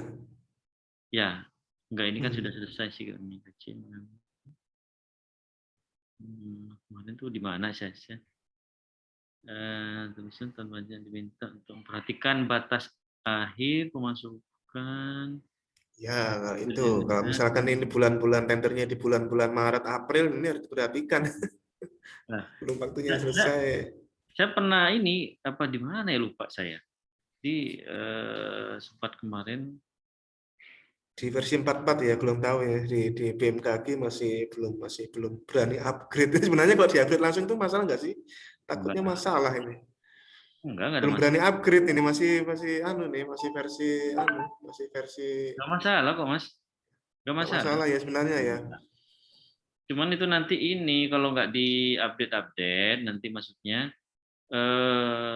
itu apa ya? Jadi eh dukungan support dukungannya itu gimana nanti gitu dari tim-tim karena kan dia kan harus banyak harus melakukan ini perbaikan-perbaikan yang Oh baru. iya iya. Kalau ada tiket-tiket pengaduan susah juga ya.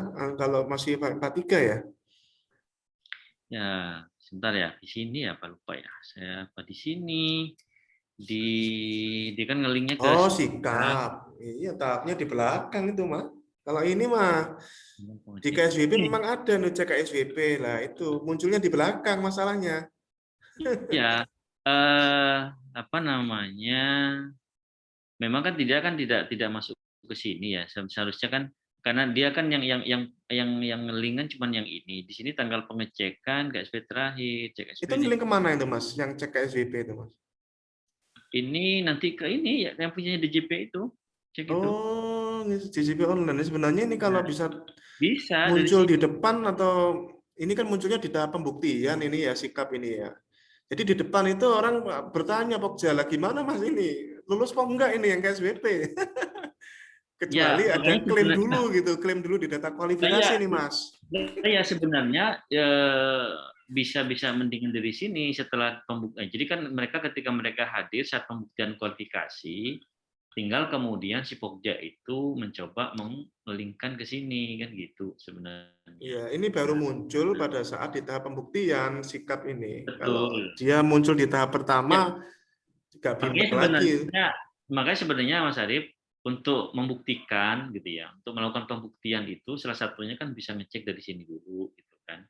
Nah, Ya, masalah betul, nanti betul. ketika pembuktian terakhirnya dia nggak memenuhi ini kan ya, maksudnya yang penting jangan jangan centang dulu maksud saya. Jadi ketika diundang, misalkan Ya, proses ya dia fixkan dulu. Kalau saya sih bahasanya gini sih Mas Adit. Cuman kan orang-orang tuh ngikutin begini kan gitu ya. Kalau saya kan begini, ketika sudah pada tahapan mau diundang untuk pembuktian kualifikasi, ya diundang itu orang gitu kan. Nah, kemudian istilahnya kita buat catatan kecil secara manual gitu loh, ya kan? Kita buat catatan kecil secara manual dokumen-dokumen mana aja yang sudah dihadirkan oleh mereka. hmm. Hingga kemudian kita sudah bisa menyusun dan tidak ada kesalahan nanti saat menetapkan gitu. Nah, yang ada kan kadang kan ini Antam Kromo saja kadang langsung main ke aplikasi kan, ketika ada kesalahan dia sudah ditetapkan lagi dan sebagainya, bingung sendiri. Iya, Kan, iya, yang pasti insya Allah sih kalau kita ya Pokja ya mestinya nggak akan nyentang.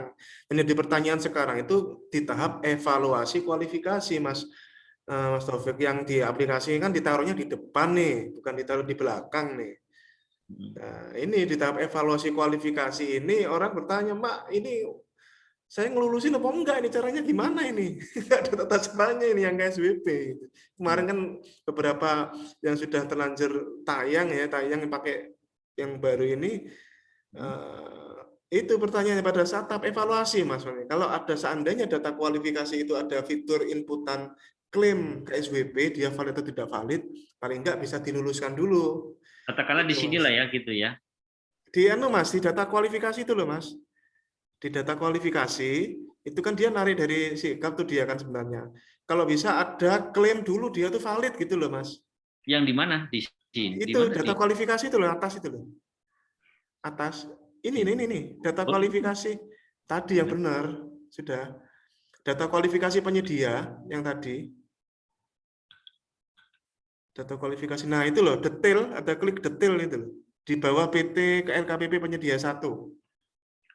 jadi ini maksudnya taruh di sini maksudnya. Oh, Iya, ini. kalau ini ada isian fitur KSWP valid, paling enggak, oh iya kan di data cara evaluasi kan membandingkan persyaratan kualifikasi dengan isian pada data kualifikasi pada SPSE. Definisi kan begitu. Nah, kalau dia sudah klaim valid, ya sudah, percaya aja dulu di tahap evaluasi kualifikasi, nggak bingung-bingung lagi nyari-nyari screenshot apa, nanti dia ngupload, nggak ngupload, gugur gara-gara hal sepele dong. Nah, itu. Nah, nanti di pembuktian urusan belakang kan tinggal cek di di sikap kan bisa dicek, di JPM bisa cek, gampang. Setidaknya dia sudah klaim dulu valid gitu dulu, Mas. Itu untuk Ya, masukan kalau nih. kalau yang ini kan inputan ini ya. Jadi Iya, kan ini kan narik dari sikap kan, Mas, ini kan ya sebenarnya. betul. Ini kan cuma Bahkan itu, Mas, KSWP-nya kasih apa valid gitu atau gimana gitu mungkin aja. di sini ini ya ketika ini ada verified juga yang mungkin di sini ya. Bisa Ini nih. kan cuma isian, ini enggak tahu mau dibikin ini kan Bukan maksudnya jadi. verified itu tombol verified aja seperti kayak gini. Oh, iya, boleh. Bisa. Kalau Kayak memang gini. dia. Benar. Memang kalau memang KSWP-nya sudah begitu, sudah, oh ya berarti dia KSWP-nya valid sudah. Ya, Berarti artinya kita kan percaya dulu gitu kan? ya, artinya kan sebenarnya kalau kita ngacu ke sini, maksudnya ini atau paling nggak beginilah modelnya gitu ya. Jadi ini sebenarnya ditampilkan di sini kan gitu maksudnya kan? Ya, Gitu kan? ditampilkan di situ supaya sesuai dengan tata cara evaluasi kualifikasi bahwa dia klaim dulu valid.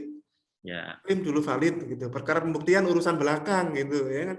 Ya, sehingga kita tidak susah-susah harus minta screenshot di DJP online, wah repot banget nanti itu Nah, gimana pemberian penjelasannya kalau begitu, Mas. kebalik nih. Jadi akhirnya jadi kebalik juga, Mas Arif.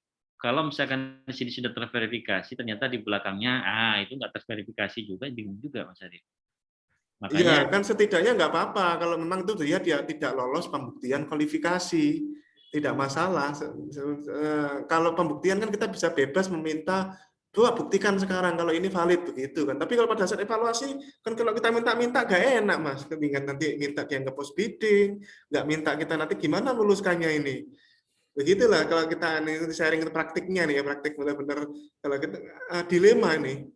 Kalau pada saat awal ini kalau karena kita selama saat ini masih ada kemungkinan juga data yang ada di sini ini juga belum disinkronkan dengan yang di sini sama penyedia.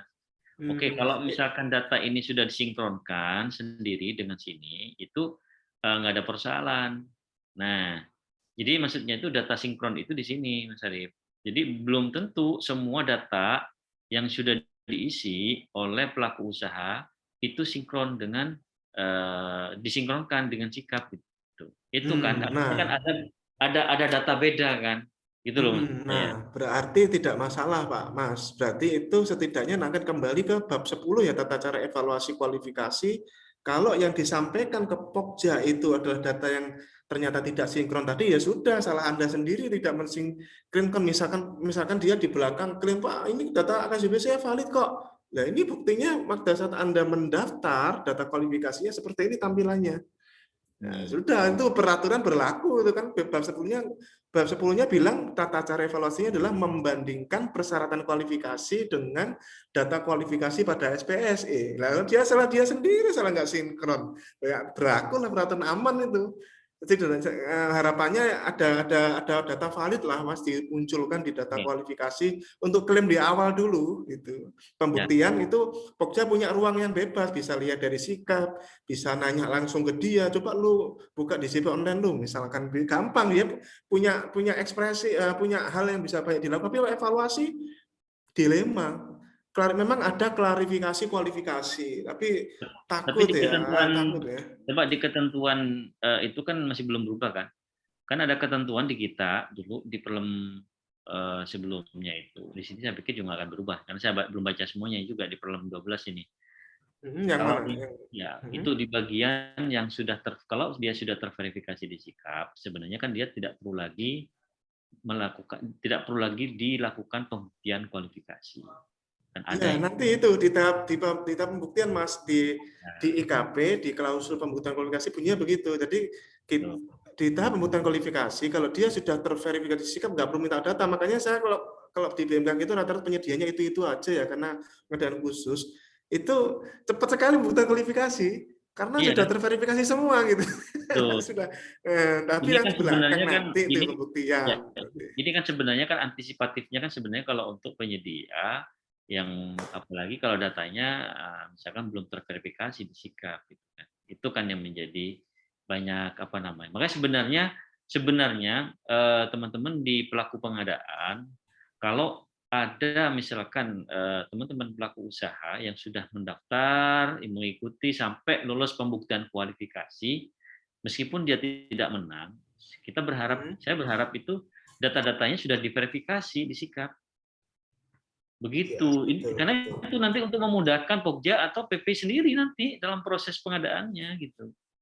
Nah ini kan kadang enggak, iya, kadang kan memahami lah Bapak nggak menang, saya nggak berani memverifikasi kan begitu. Iya, kan? itu selalu kita sosialisasikan Mas. Jadi yang Padahal ketentuan verifikasi itu kan juga tidak harus menang kan, gitu kan. Yang penting ketika pembuktian kualifikasi sesuai, kan begitu kan. Nah sesuai, silakan diverifikasi sesuai dengan syarat dan ketentuan yang saat itu pada paket itu disyaratkan. Misalkan pada paket itu misalkan mensyaratkan siup saja, misalkan contoh. Terus kemudian ya silakan siupnya siup dan ini saja yang diverifikasi. Nah, kan kemudian tapi kalau kemudian dia minta Pak minta tolong TDP-nya sekarang, TDP-nya nggak disyaratkan, ngapain saya harus memverifikasi? Logikanya kan begitu, kan? Nah, yang dikhawatirkan itu kan orang kan karena Pokja terlalu baik, ya, pejabat pengadaan terlalu baik, yang nggak disyaratkan juga diverifikasi semua sama dia. Iya.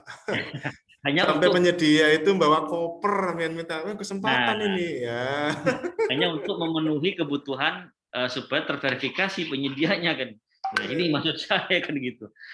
Nah, jadi kalau selalu saya sarankan itu ada yang juga yang menolak kadang teman-teman di pelaku pengadaan itu kenapa sih nggak mau ini nggak mau verifikasi kalau memang data-datanya memang sudah sesuai saat pembuktian Ya, kualifikasi. alasannya waktu Mas biasanya. Ini tidak semua Pokja, Mas, saya lihat tidak semua Pokja itu mau menerima. Kalau di BMKG sih mau ya, tapi kasih waktu. Dikasih waktu lah. Paling tidak kan itu tadi memberi kesempatan, bukan beri kesempatan, tapi paling tidak adalah nanti ke belakang adalah itu juga menjadi kebutuhan pelaku pengadaan sendiri. Misalkan mau melakukan tender cepat, gitu kan. Nah, sudah dinilai udah banyak penyedia terverifikasi di sini, misalkan. Kan itu kan tujuannya kan. Dan dibandingkan kemudian di tender cepat Pak nggak ada yang mendaftar Pak dan sebagainya kan susah juga kan. Nah, jadi kita kan sebenarnya untuk mempercepat proses semuanya kan dimudahkan. Yang penting data-datanya benar apa adanya dan sebagainya itu kan. Ketika mau verifikasi sudah sesuai ya kan validitasnya, keabsahannya, ya kan masa periodenya, berlakunya semua kan begitu. Nah itu menurut saya. Jadi di pengadaan langsung pun juga bisa itu Mas Arif diverifikasi. Jadi silakan Iya, saja begitu. iya Mas Arif, betul. saya pikir kita sudah banyak diskusi nih Mas Arif di Iya, beberapa jam nih. iya Mungkin lumayan lah ya. ya. Satu hal terakhir deh, ini Nah, Mas, boleh. 2-3 menit ya, 2-3 menit ini. Karena Nah, saya siap.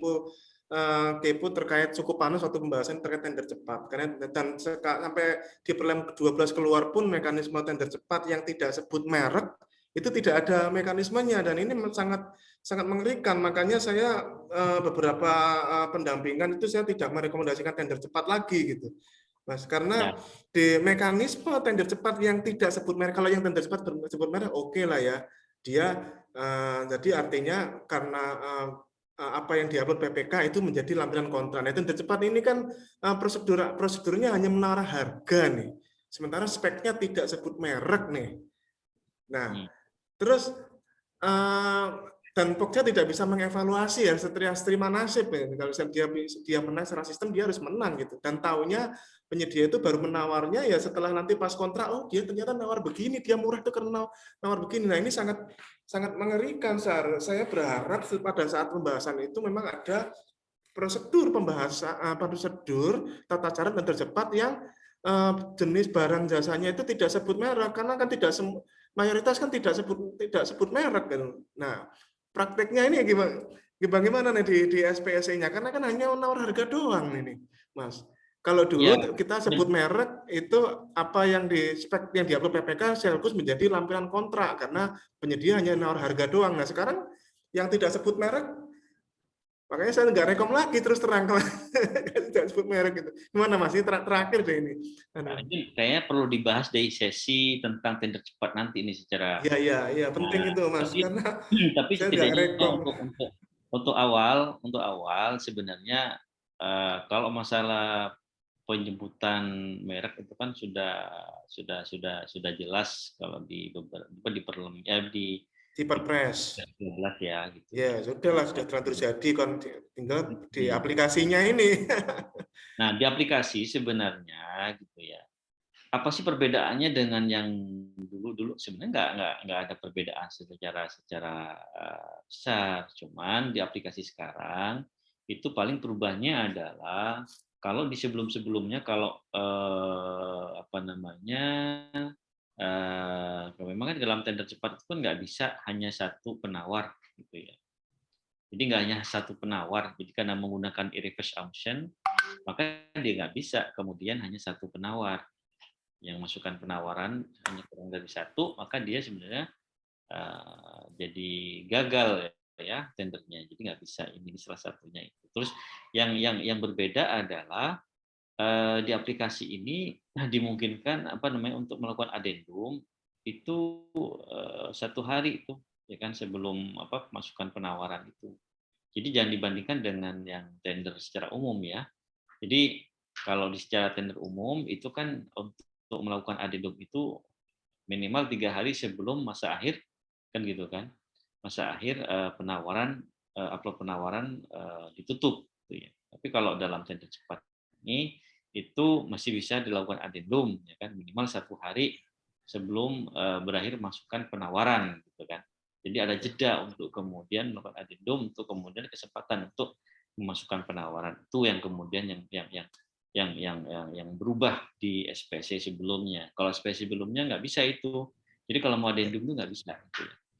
Terus Oke, nggak kemudian masalah lah itulah. penyebutan Mereknya ini. ya. Nah, sebenarnya penyebutan merek itu kan biasa dicantumkan di kalau nggak di speknya kan gitu kan.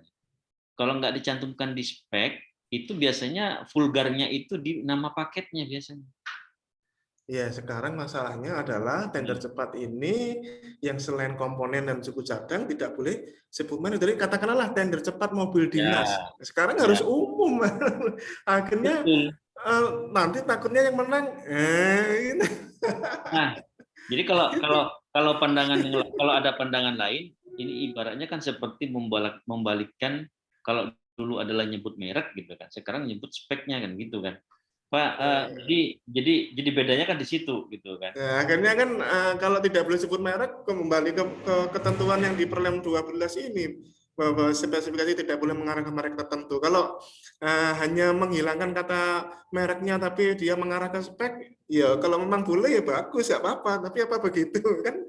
Kalau Ya, sudah tidak kalau boleh sebut merek, berarti kan tidak boleh mengarah ke merek tertentu. Ini yang jadi dilema besar. Tender cepat, makanya tender cepat saya nggak rekom lagi. ya, ibaratnya begini, Mas Adit.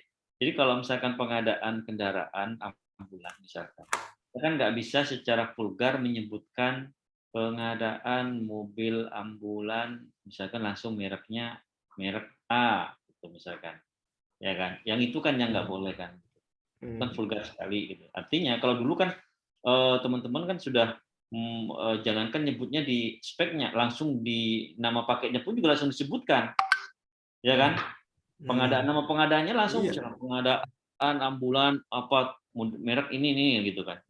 Nah, jadi kalau saya mencontohkan pengadaan kendaraan misalkan ambulan, itu nggak boleh nyebut lagi nama merek ambulannya itu merek apa. Tetapi, nah kan ada di situ bagian yang terintegrasi juga di dalamnya gitu ya. Nah, meskipun kita nggak bicara masalah konstruksi dan sebagainya. Nah, di dalam kendaraan ambulan itu kan banyak komponen-komponen yang kemudian dimanfaatkan. Misalkan ada alat detak jantung, misalkan yang ada di ambulan, itu boleh disebut mereknya. Ya, nggak masalah lah kalau itu, Mbak ya. Nggak masalah, iya kan? Komponen-komponen Karena tuh ya, disebutkan ya, makanya bagian utama yang dikompetisikan inilah yang nggak karena kan boleh. tidak ada evaluasi nih, Mas. Ya, Betul. sekarang benar-benar kejadian ini 1-2 bulan ini orang, Pak, ini PPK-nya yang tercurah, Pak, ini yang menang begini, ternyata dia nawarin begini, Pak. Gimana memang nggak ada tempat evaluasi? Ya iya memang nggak ada, sejak ulang kepres 12 nggak boleh Nah, dievaluasi. Makanya selalu sendiri tender cepat gitu. iya, Saya bilang begitu makanya akhirnya. Nggak usah pakai ya, evaluasi, tender cepat cuma makanya kayak pengadaan sebenarnya air gitu aja, Pak. makanya sebenarnya ujung tombaknya di spesifikasi, Mas Ari. Spesifikasi. Ya, ini terlepas kita berbeda pandangan kalau misalkan dengan kata kunci mengunci spek gitu ya. Gitu ya. Jadi terlepas kita berbeda pandangan apakah itu kita mengunci spek atau tidak gitu. Tapi setidaknya dalam apa namanya? Dalam pengadaan itu ya memungkinkan juga di dalam speknya itu ada beberapa spek Ya, kendaraan gitu. Kan ya, gitu. ya, Nah, pilihan-pilihan merek. Dan intinya begini, mengunci atau tidak mengunci.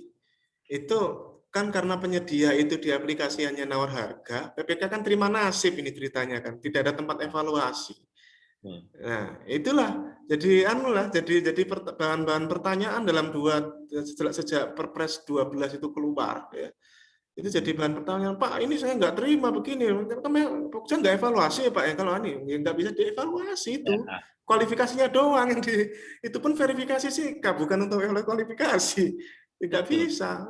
Itu salahnya sampean pakai tender cepat gitu. Nggak pakai Ya, penunjukan langsung saja kalau pengen mobil dinas gitu. ya. Saya bilang begitu Jadi ya begitulah, aku karena juga memang kunci atau nggak kunci kan nggak ada mas, nggak ada evaluasinya, tempat fitur evaluasinya nggak ono. Ini yang perlu perlu juknis mas ini. Kalau nggak gitu liar sekali nanti ini kalau tender ya, cepat ini. mungkin Apalagi tender cepat konstruksi muncul lagi nih, saya kaget. Ada perasaan nggak ada. Tadi muncul tender cepat konstruksi. Ya sudah ya. lah, dinikmati Jadi lah. Penting bisa. ya. Jadi mungkin itu ya Mas Adip. Jadi memang banyak yang perlu juga harus dibahas lagi ya tentang hal-hal begitu gitu ya. Tapi Iya. oke lah, kita kan ini belum mateng nih bicara Iya. belum berdiskusi tentang Perlem 12 pun juga dengan banyaknya Perlem itu kita pun juga belum final secara juga Iya. saya juga bacanya juga nggak belum banyak Iya. sekali gitu kan. Dulu kan niatnya dibikin batang tubuh hanya beberapa lembar, lampiran banyak. Itu tujuannya kalau mau ganti-ganti itu nggak pakai harmonisasi di Kemenkumham. Ya, Feeling saya dalam beberapa bulan ini salah satu atau minimal satu dari lampiran itu diganti, Mas. Feeling saya begitu. Karena ya, sudah langsung bisa ganti sendiri, nggak pakai harmonisasi Kemenkumham. Menurut informasinya begitu dulu itu waktu. Makanya dibikin begitu modelnya, lampirannya banyak, batang ya. tubuhnya cuma sedikit. Gitu. Oke, Ya, Mas. makasih Mas Arif waktunya Sukses, diskusinya. motor nuwun banyak sudah Nanti ya kita diskusi diskusi. lagi hal-hal yang lain yang perlu kita diskusikan. kita apa namanya ya apa namanya ini namanya diskusi gitu kan, membagi Ya. pengalaman masing-masing, membagi saling memahami pemahaman masing-masing juga berdasarkan mungkin referensi-referensi yang lain dan Oke. pengalaman-pengalaman yang lain. Oke, saya terima kasih sudah Ya, dikasih kesempatan untuk sharing-sharing dengan Mas Taufik. Moga-moga ya, bisa ya, sering-sering begini ya dengan yang lain-lain ya, juga ya, nih. siap. Oke. Ya, Mas Arif, makasih banyak ya, Mas Arif Betul ya. ya. Oke, Terima ya, kasih. Assalamualaikum. Salam.